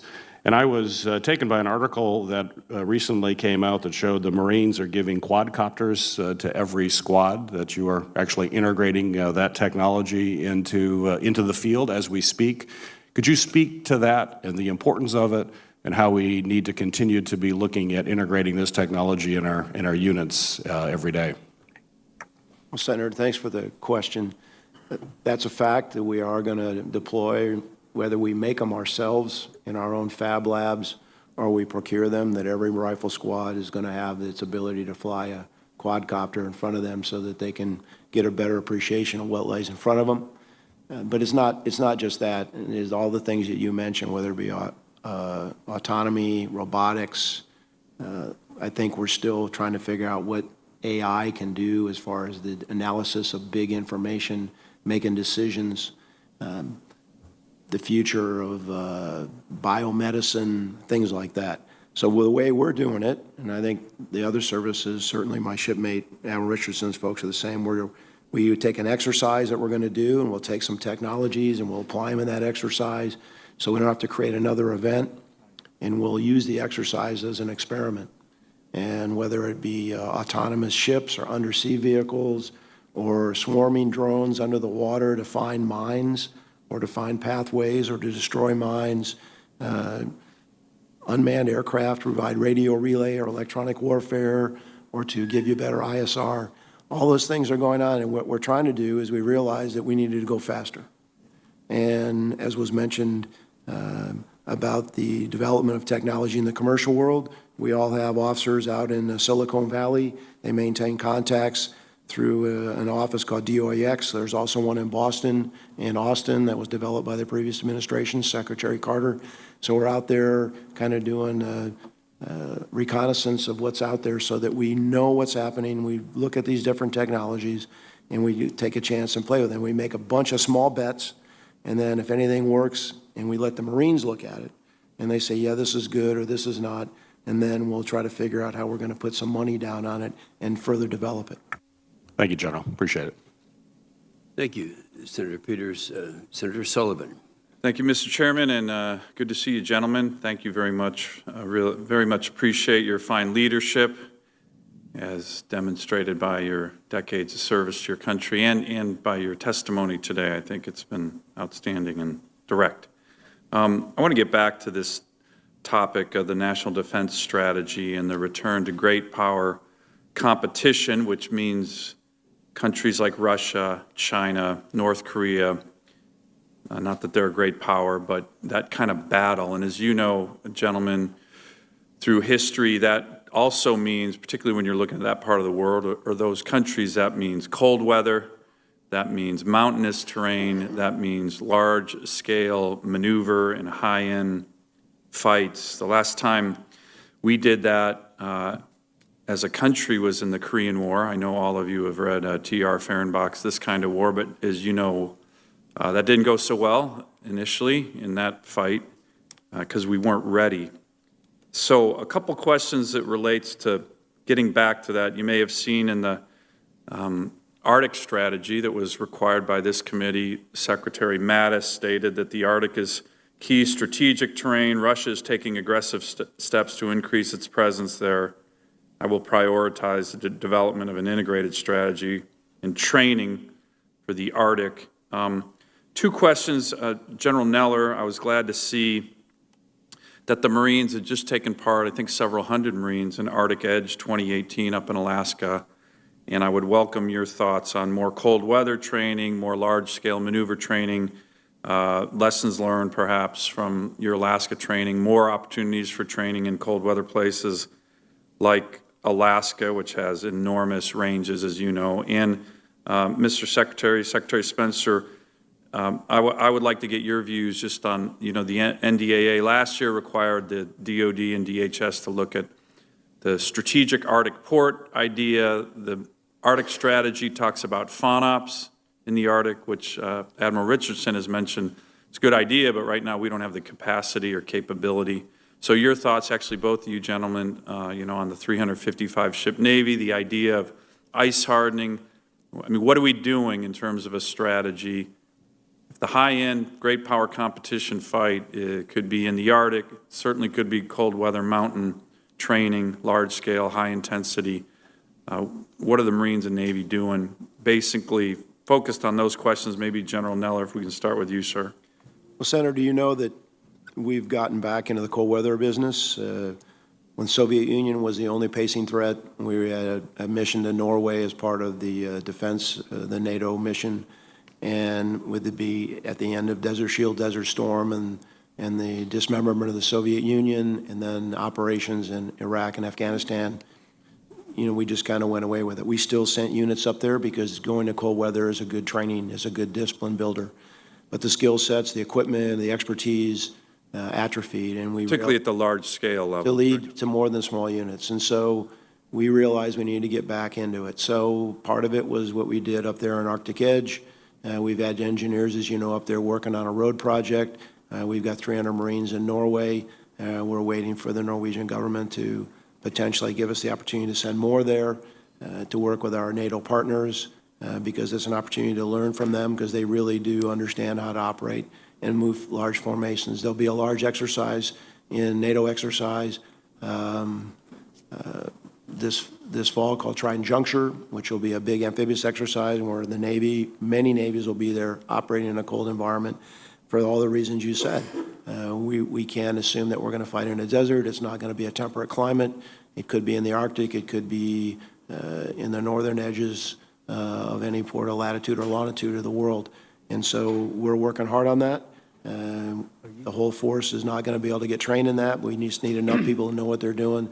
So if we get there, particularly the maneuver forces are able to function effectively in that type of an environment. But we're a work in progress, but we're headed in the right direction. You see more opportunities for training in Alaska? I've been up there at your invitation, and then Alaska, we send our aircraft up there because the Eielson Air Force Base, the range up there is 3 times the size of the range at Nellis. It's a great place for our partners to go. But I do think we're going to try to do our very, very best to get certainly more deployments for training up to Alaska to take advantage of the terrain and the climate. Thank you. Ms. Secretary? Senator, you and I have spoken about what Alaska has to offer, and suffice it to say that I'm a bull in that regard. You have infrastructure up there, you have the ranges up there, and we have the ability, as the commandant just said, to access that, and we look forward to seeing how we can maximize that going forward. When it comes to the Navy and the Arctic, how we're handling the Arctic, as you know, in 2014, we had our Arctic roadmap, and now you'll see this summer we will deliver the Navy's Arctic strategy. In October of last year, one of my first trips, Oconus, was to go to the Arctic Conference in Reykjavik. And before that, I stopped off with our terrific allies in Norway who are just doing yeoman's work monitoring the gap. But they opened my eyes as to what's going on in the Arctic. I'd read about it, but when you see what's going on there, what Russia is doing, repaving 12,000-foot runways, 10,000 Spetsnaz up there in barracks for search and rescue, we need to have presence up there. The complication, as you well know, because we've talked about this, is ice breaking is one of the complications. It's not a mission of the Navy. We are working hand in hand with the Coast Guard. In fact, we've just finished helping them on design and requirements for the next class of icebreaker, but that is their mission. That being said, we do not have ice-hardened ships. There is a new terminology up there called the Blue Water Arctic, that there now is open blue waters up there. The CNO and I have talked about how do we have presence up there. We're working on that, and when we see our strategy roll out, you will see more this summer. Great. I appreciate it. Thank you, gentlemen. Thank you, Senator Sullivan. Senator Gillibrand. Thank you, Mr. Chairman. Admiral Richardson and General Neller. General Milley told me last week that there were, quote, precisely 0 reports of issues of cohesion, discipline, morale, and all sorts of things in the Army as a result of open transgender service. Are you aware of any issue of unit cohesion, disciplinary problems, or issues with morale resulting from open transgender service? Senator, I'll go first on that. By virtue of being a Navy sailor, we treat every one of those sailors regardless with dignity and respect that is warranted by wearing the uniform of the United States Navy. By virtue of that approach, I'm not aware of any issues. General Neller. Senator, by reporting those Marines that have come forward, there's 27 Marines that have identified as transgender, 1 sailor serving. I am not aware of any issues in those areas. The only issues I've heard of is, in some cases, because of the medical requirements of some of these individuals, that there is a burden on the commands to handle all their medical stuff. But discipline, cohesion of the force, no. Can you amplify what burdens on the command are related to medical issues? Some of these individuals, and they've resolved whatever it was that as they went through the process of identifying other than their birth sex, and so they're going forward. And I think those that came forward, we have to honor the fact that they came out and they trusted us to say that, and that we need to make sure that we help them get through that process. Some of them are in a different place than others, and so there is, part of it's an education, but part of it is there are some medical things that have to be involved as they go through the process of transitioning and real-life experience and whatever their level of dysphoria is. So for commanders, some of them have said, no, it's not a problem at all. Others have said that there is a lot of time where this individual may or may not be available. So we're all about readiness. We were looking for deployability, but in the areas that you talked about, no, I have not heard of or had reported to me any issues. Have you had the opportunity, General Neller, to meet with any of your transgender troops? Yes. And what did you learn from those meetings?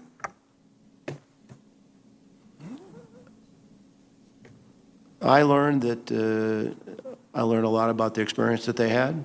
I learned that I met with 4, actually. One was a naval officer, one was an Army staff sergeant, one was a Marine officer, and one was a Navy corpsman. And I learned about their desire to serve. I learned about, where their recognition of their identification opposite their birth sex. And we had a very candid, frank conversation. And I respect, as the CNO said, respect their desire to serve. And all of them, to the best of my knowledge, were ready and prepared to deploy. And as long as they could meet the standard of what their particular occupation was, then I think we'll move forward. Thank you, General Neller. Admiral Richardson, what are you doing to ensure readiness at the personnel and unit level in light of this new policy that's come forward from the White House in terms of a new burden placed on transgender sailors and Marines?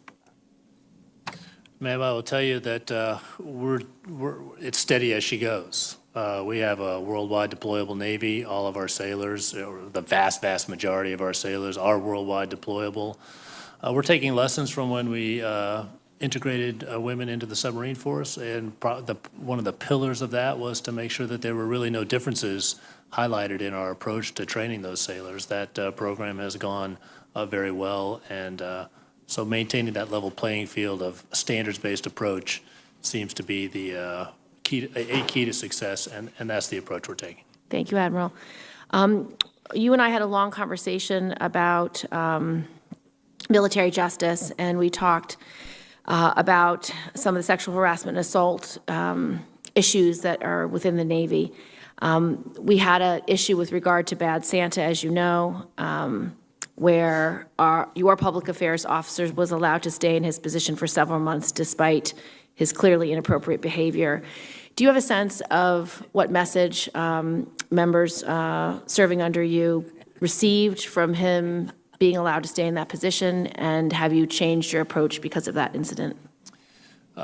The beginning of that approach was really defined by making sure that we got a thorough investigation into a complicated scenario there with allegations and counter-allegations. So that investigation took some of the time.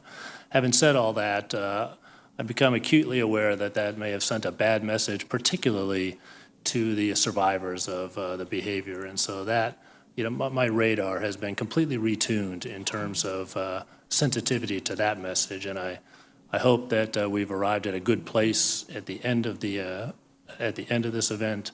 It took longer in hindsight than it should have. If I was going to do it again, I would move faster. Thank you, sir. Thank you, Mr. Chairman. Thank you, Senator Gillibrand. Senator Scott. Thank you, Mr. Chairman, and thank you to the panel. Thank you all for your service to the country. Secretary Spencer, good to see you again. I'm sure that you're fully aware of the Navy Working Capital Fund created back in 1949. These working capital funds insulate the military services from government shutdowns, labor strikes, and other disruptions. They ensure many of our government-owned repair depots and facilities can stay operational and keep our most highly skilled workers employed when Navy requirements for similar work slows down. We have some of the greatest capabilities in and around Charleston, SPAWAR to be specific. Their capabilities are pretty powerful. My question is, as you look at the restrictions on the work that the SPAWAR and other facilities like that can do outside the scope of the Navy, I know that there were some restrictions placed on how those resources can be used. Do you see any restrictions being lifted? Because as I think through the process of finding the talent that we see at SPAWAR, it's really difficult to replace that talent if we don't use and maximize their potential outside the scope of the Navy. Senator, that's a question that is front and center when it comes to our human resources allocation and what we're going to do to keep people. Obviously, whether a pilot, you want to give them flight hours, whether an IT technician, you want to give them challenges, you want to provide work, whether SPAWAR is doing exploratory work, you want to keep them engaged because that's the quality of life, that's what they're there for. We are working right now at any way possible to make sure that we're at 100% capacity for the people to give them the desire to stay and have a career in the Navy. Does that suggest that looking for work in other service branches outside of the Navy is something that's on the table? If, in fact, we have the bandwidth, yes. Okay. I understand that Russia is building several new classes of submarines. Are you concerned that Russia may develop an advantage in this area? Always concerned, Senator.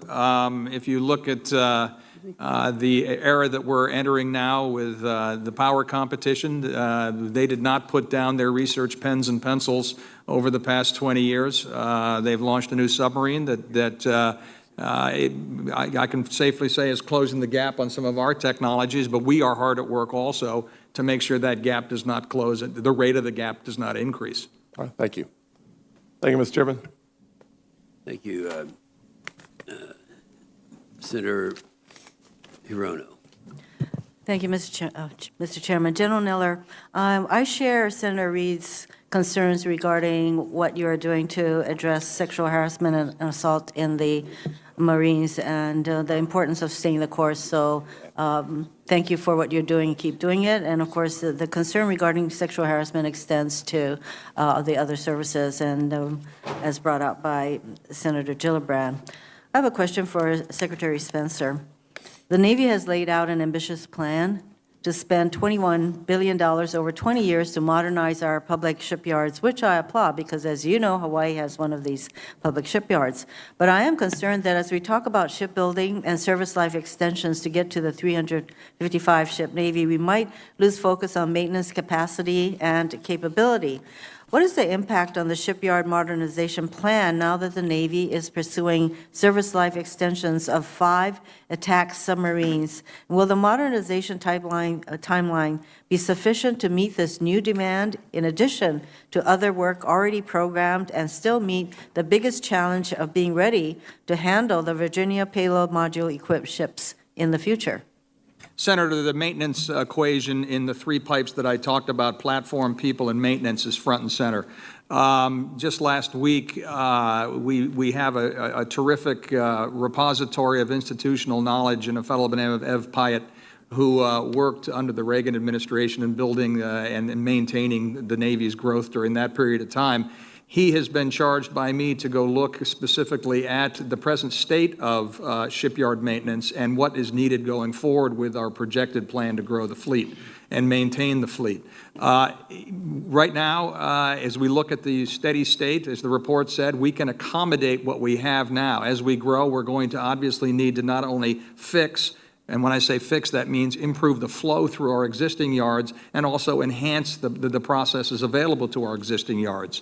We're going down to speak to, it's fascinating, speak to some of our civilian counterparts to talk about flow control, and that's the key thing when it comes to maintenance through yards. Well, I'd like to have your commitment that we will continue to focus on the need to modernize and increase the capacity and capability of our people at the shipyards, because they are all ready and eager to go, but they need the tools in which to proceed. And I'd also like to point out that the Pearl Harbor Navy Shipyard has a special challenge in that a huge percentage of that shipyard is historically preserved. So, you know, it takes more to get the kind of modernization and infrastructure changes that we need to do at Pearl Harbor. Senator, I will put a footnote on there that we are going to have to come back to you all about historical preservation, because historical preservation and industrial modernization do not go hand in hand. Often there's a big tension there. I am well aware, so I want to work with you to figure out how we can make sure that our shipyard in Hawaii gets what they need also. Admiral Richardson, in your written testimony, you mentioned that the Navy was able to arrest the decline in readiness with the request for additional appropriations, RAA, in 2017, while using 2018 and 2019 funding to further restore readiness. How long will it take to get fleet readiness to an acceptable level that we are able to sustain? Ma'am, thanks.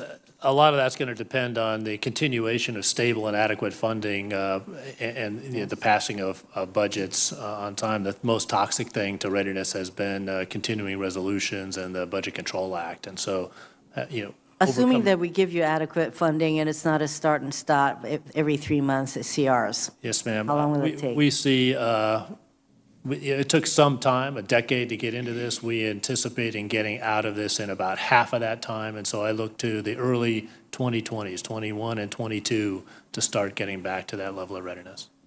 And totally dependent on the steadiness of our funding. 100% dependent on that, ma'am. Secretary Spencer, you noted in your written testimony that the department has taken risks by underfunding infrastructure investment and installation operations over the last decade. And I'm pleased to see the budget request includes the largest request for MILCOM in quite some time. Besides the public shipyard plan, how long and how much MILCOM funding will be required to dig out of the hole we have in infrastructure and installations. And again, let's assume steady funding. Yes, underscoring again steady funding. Right now, Senator, I think what the number is, we're coming up to funding 80% of our needs, which to me is an anathema, but I realize we are portfolio managers. Our infrastructure is a key component of readiness, and we have to address it in such. With the present line, you're probably looking at the same for readiness with the fleet, which is in the early 20s. Thank you. Thank you, Mr. Chairman. Thank you, Senator Rono. Senator Tillis. Thank you, Mr. Chairman. Gentlemen, thank you for being here and for your service. General Neller, I had the pleasure of sitting next to Ms. Neller yesterday in a meeting with a few dozen military spouses. I tallied up the number of years that they have experience, about 467 years of experience in the room as military spouses. Some is, in your case, as far as 40 years back. Can you tell me a little bit about your belief or agreement that making sure that we take care of the families and we take care of the issues of multiple deployments as having some effect on the readiness of the Marine?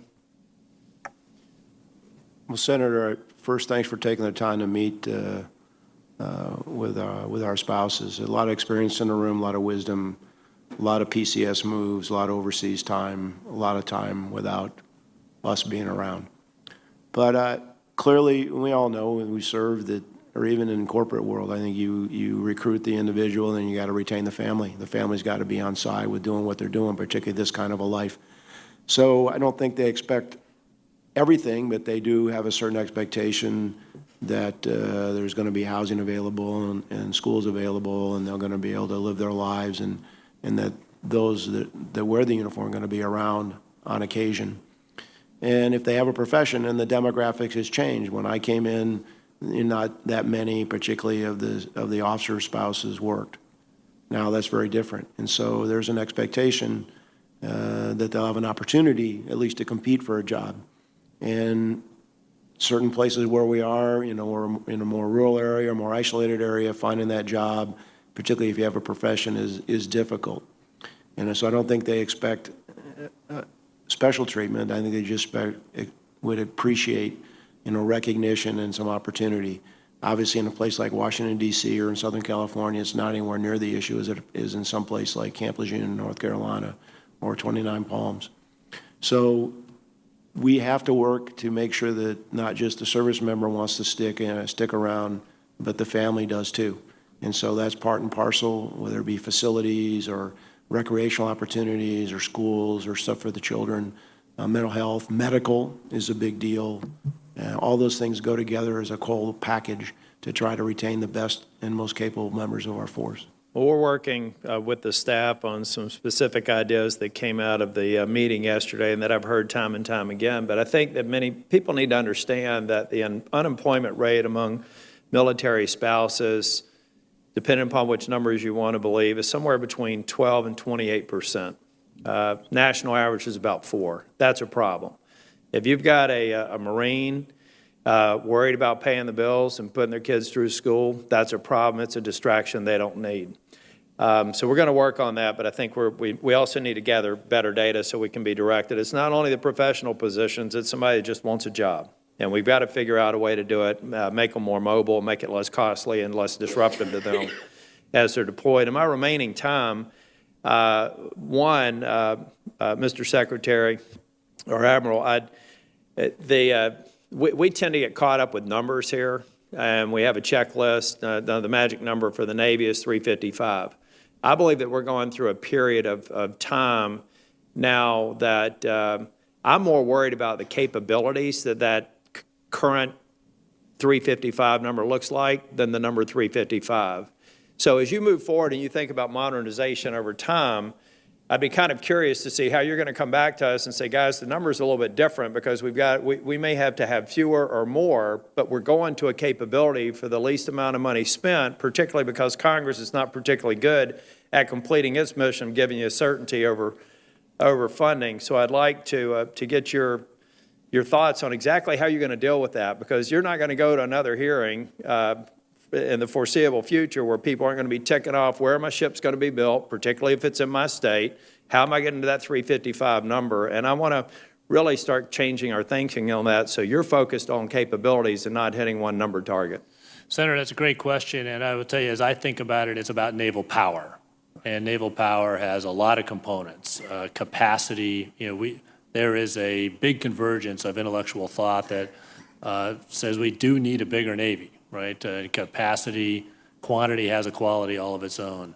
But to your point, we also need a better Navy, right? We need a more capable Navy that incorporates new technologies, directed energy, high-power microwave, hypersonics, and so forth, that make each one of those platforms more capable. And then finally, we need to find a way to increase the power of that force by networking it together to allow it to adapt and reconfigure on the fly in the face of threats. So there's much more to naval power than just a number of ships. Thank you. Senator, I'd just reverberate that. I mean, the whole goal is whether in a F-22 in the air targeting a target and pushing a button and the Gimler's rockets hit it, or the Tomahawk out of the submarine hits it, or the Standard Missile 6 off the DDG hits it. It's all going to be intertwined, and that is the game changer. So it's power we're really focused on. Yes, we need a goal to increase the capacity, totally agree. But we need to focus on the power, which is exactly what we're going to use technology as a force multiplier. Thank you, Senator Tillis. Senator Payne and Senator Tillis presiding.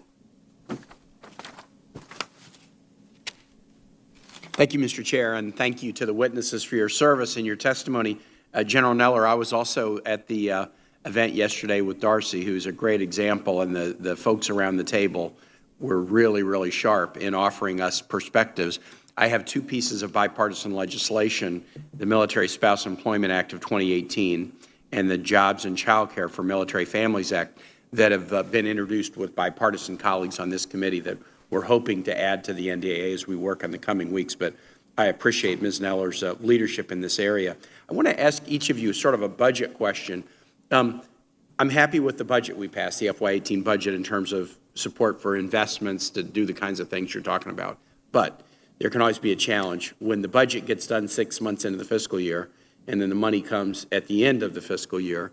There's the question about whether you can spend the money and do it responsibly. So we want to increase the investment. We also want to do it responsibly. We made that challenge harder by being so late. What are you doing to grapple with that issue?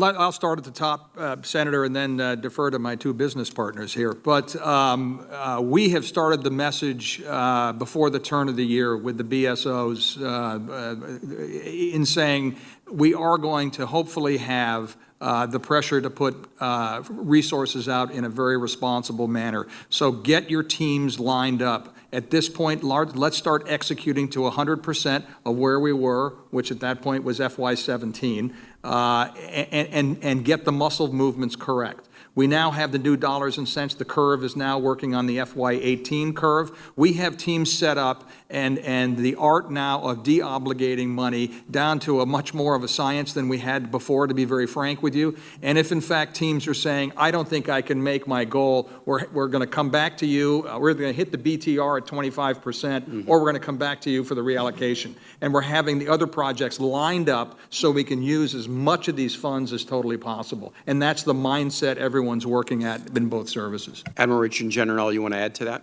Sir, I'll tell you, it's like that quote about real estate. For us, it's just the three most important things are execution, execution, and execution. And we are monitoring that day by day to make sure that we are, one, executing those funds, two, executing them on things that are going to deliver naval power, and three, executing them in a way that is auditable and transparent to you. Sadly, we're getting pretty good at this. Yeah. Because we've gotten a lot of practice, and we had a kind of a game last FY where we got the money late, and we had to spend a certain amount of money every day, and everybody kind of raised their game up. It would be nice one year to just get the money at the beginning of the year and have the whole year to spend it. I think we'd make better decisions. I think it would settle the force down. I think everybody would realize that, hey, we're going to get, it's going to be there. I think our vendors would appreciate it. But to answer your question, Senator, You know, we're pre-staged, we're ready to go. We watch it every single day, and at a certain point, if people can't spend it, then we'll move it to other people who have other things that are viable that we can put on contract. Contracting is kind of the long pole in the tent, just to write the contract in a proper way so that the money is spent properly. You know, we're not going to go out there and buy furniture and carpet. You know, we got other really more important things to do. General Neller, I want to ask you just an example of this because it affects readiness, and I'm looking at your written testimony, how you're dealing with this challenge, page 12. Our most acute readiness issues are in aviation units. A combination of aging aircraft, a lack of ready basic aircraft, an unresponsive supply of parts and spares, and maintenance backlogs at the depots contribute to high overutilization rates of available aircraft needed for training and certifications. This in turn hastens the induction of these aircraft into maintenance cycles. Lack of predictable and stable funding affects industry. Often when funding becomes available late in the year through CRs, the industrial base is not energized to meet demand. Talk a little bit about how you're trying to grapple with this aviation issue in light of the budget that we just passed. There are a number of things that we're trying to do, the most important of which is buy new aircraft and make sure that the aircraft we get are of sufficient quality that we can replace old aircraft and we don't have to spend money twice to buy new. But there will be in a legacy fleet. You're always in a legacy fleet, whether it's ground equipment or air equipment. So first, buy new. Second, we funded readiness in this budget at a much, much higher level than we ever had before. So we got more money for parts and spares. The flight hour program is out there. Flight hours are up. Not yet to where we want it to be. It's hard to say that you could ever fly too much, but part of our recent readiness issues and some of the things that have happened is we've got a whole like 5 or 6 years of pilots who were used to be, if they were senior captain and major, they are like 1,500 to 2,000 hours. Now they got under 1,000 because they haven't been flying enough. And so we're trying to remedy that. And just like CNO said, it didn't happen overnight to get to this point. It's not going to get fixed overnight. So steady, consistent funding is what's going to allow suppliers out there to get us parts because they're going to believe that the government's going to be there, that they can keep their workforce, they can order the stuff that they need to build the parts, and then we can get it faster and get more airplanes and other equipment ready. Senator, let me add something on there. One of the things that we've been working on, obviously, is a statement that I make that the best solution provider for a problem is the person looking at the problem. And this bubbled up through the wings all the way up to our depot maintenance. And we have a new pilot program underway called Depot Readiness Initiative. What we were finding out was in the case of a legacy plane, it goes up into depot. It's 1,000 man-hours to take it apart and do the depot-level maintenance, while back at the squadron, the calendar maintenance clock was still running. So down the plane comes back to the squadron, and you got to spend another 500 hours taking things apart and putting things back on to make sure that it's brought up to certification. Why not do that up at the depot-level maintenance? Sounds like a very simple thing to do, but there were funds that had to be arranged from different pools of money. We're trying this. The flow is increasing. We think this is something we're going to do, but this is an example of how we're getting at it. Excellent. Thank you. I'm over my time. I appreciate it, Mr. Chair.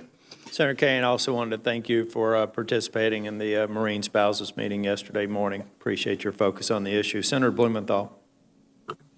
Thanks, Mr. Chairman. And I want to reiterate my thanks to all of the families as the numbers of deployments have increased and the proportion of Americans involved directly in these wars over the last 15 years has diminished. We've been fighting a longer period of time in our history than ever before with a smaller part of the population, which exacts a heavy toll on our families, and I appreciate your sensitivity to those issues, and we need to do more and do better to support them. Mr. Secretary, in last year's NDAA, I required, through an amendment that I offered, or the NDAA did, the Navy to submit a report on how the maintenance backlog will be addressed. I know there's been some discussion already this morning. The report delivered in February stated, quote, "The Navy intends to execute all the workload programmed at the naval shipyards with no availabilities moving from public to the private sector." in the House Armed Services Committee just last month, you stated and acknowledged that private yards have to be more involved with maintenance. It's a simple fact that there's more work than the public yards can be done. Is that still your view? And just for the record, let me state my view that with respect to submarine maintenance, the private yards are tremendously important, and use of them is vital, not only because there's more work than the public yards can do, but also because our defense industrial base, our workforce, needs to be retained and, in fact, enhanced because of the need to smooth the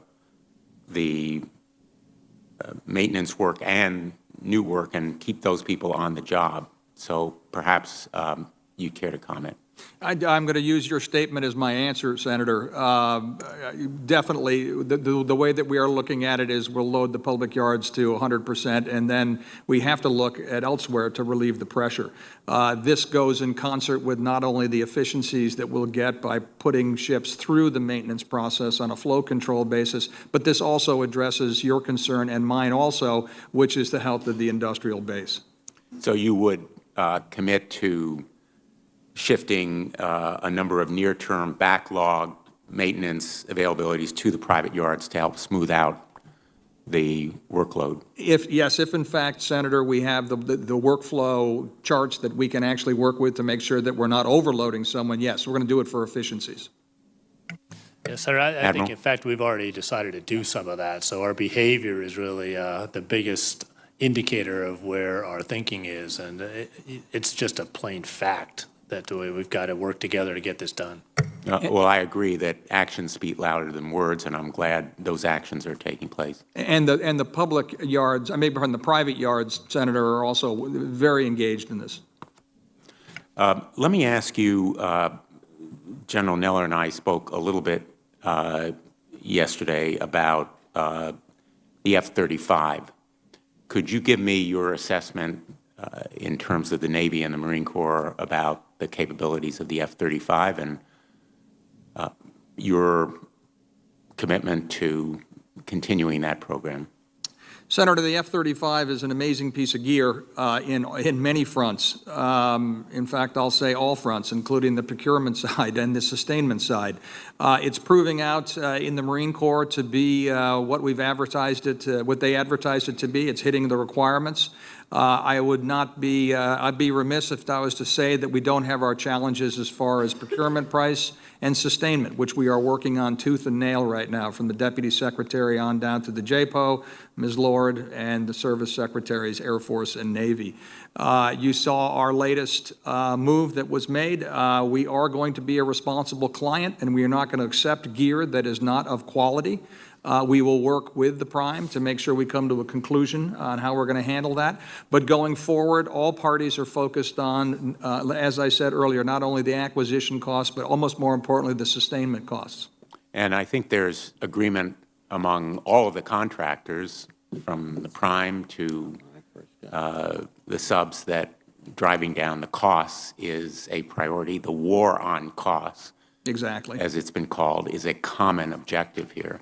We are partners in that regard. Thank you. Thank you very much, Mr. Chairman. Senator Donnelly. Thank you, Mr. Chairman. I want to thank the witnesses for being here with us. And Secretary Spencer, I've had the privilege of having Admiral Richardson and General Neller at Naval Surface Warfare Center Crane. I am hopeful that you'll be able to come out as well and see the hard work of all those good people. Most definitely. It's on the list, Senator. Thank you very, very much. Additionally, Admiral Richardson and General Neller, I appreciate all the work you've done on addressing military suicide. You know that suicide risk, it often isn't tied to deployments or combat experiences. We can't be restricting our most rigorous mental health assessments just to the deployment cycle. You've been incredibly helpful in all of this and in implementing legislation. You told me last year that your services were on track for full implementation of the Sex and Act requirement for the annual mental health assessment by October of 2017. Can you confirm that you've reached that milestone And were there any difficulties, or are there any other things that you feel we might be missing in this area on this end? Sir, we've reached that milestone last July, so we, ahead of the October deadline, we've conducted close to 100,000 of these types of assessments. I will tell you that it is a vexing problem, and last year was not a great year for us with respect to suicide in the Navy, and it is not linked all the time to deployment cycles, as you say, or even deployment in any sense. We've also had some tremendous, I guess, stories where service members have seen their shipmate in trouble, have intervened, and have saved a life. And I think that is where the center of gravity of our efforts are, is at that peer-to-peer. Pushing it down. Exactly right, yes, sir. And so those are the people that have the most sensitivity, the most awareness. I think that they are the most capable in terms of stepping in, making that sailor feel like they're not alone. There's hope at the end of the tunnel here, and shepherding them through that hard time. Senator, as an example, and I'll throw out a vignette because I think it's important. Last Christmas holiday time, one of our sailors out at Joint Base Andrews was coming back from an engagement with a fellow airman and noticed something was wrong. They checked into their rooms, and the sailor went back to knock on the door and prevented a suicide. General, how's the Corps doing? And is there anything on our side here that we can do to be of help to you, sir? With regard to suicides, like the Navy, we, despite our best efforts, I mean, your goal is none. We know we're never going to get to zero. The people that have issues, then we do the health assessment, that are willing to come out and say they have issues, then we get them help, and there's things that we can do. All too often, though, we find, I mean, in some cases, when someone does take their own life, there was some knowledge, the command. In many cases, though, Senator, it comes as a complete surprise, despite our best efforts to know our people, to get involved through force preservation, particularly with the more senior. We've had a number of officers, some senior enlisted, and not everybody just kind of sits around and goes, I mean, I just talked to him or her the other day, and we can't explain it. So I think the Congress, and you particularly, have been very helpful. I think we have all the tools that we need. And this is, it's a mystery of life. I'm not going to blow it off. We're never going to stop trying to get to zero and make sure that people know that if they have an issue, there's no problem that can't be solved if you're willing to come forward and talk about it. But we're it's kind of a steady state. I'm not saying that's where we are, but I could show you the numbers, and it's been pretty consistent over the last few years. Well, please let us know if there's anything else we can do here to be of assistance to you. I just want to mention quickly, Mrs. Secretary, Admiral, yesterday the USS Indianapolis was launched, and our city is very proud of it. Our state is very proud of it, and it is going to be going into harm's way. And you have extraordinary crew members, an extraordinary group of people who are serving to make that successful. I just want to follow up on Senator King's discussion about opioids very quickly, and the role the Coast Guard is playing and anything you can do to help. We lost 60,000 young people last year. 40,000 to opioids, another 20,000 on top of that to overall losses to drug abuse. And so this product's coming in from Mexico. It's coming in through our shores. And at the end of the road on each of these is somebody who makes a tragic decision where we lose the next nurse in Jennings County, or the next teacher in Marion County, or the next sailor or Marine from Evansville. And so anything you can do as you coordinate with the Coast Guard, as you work with them to help with the scourge, and anything you, as you look at and do it in a very unvarnished way, anything you see that we can do better, because as I said, 60,000 this year, and next year's expected to be even more. And it is an American tragedy and an American crisis. I want to thank you both for all your service, Mrs. Secretary, also you for your service. It is the highest honor, and we're really grateful to have you here. Thank you. Thank you, Senator Donnelly. Gentlemen, thank you for being here, for your service. This committee is adjourned.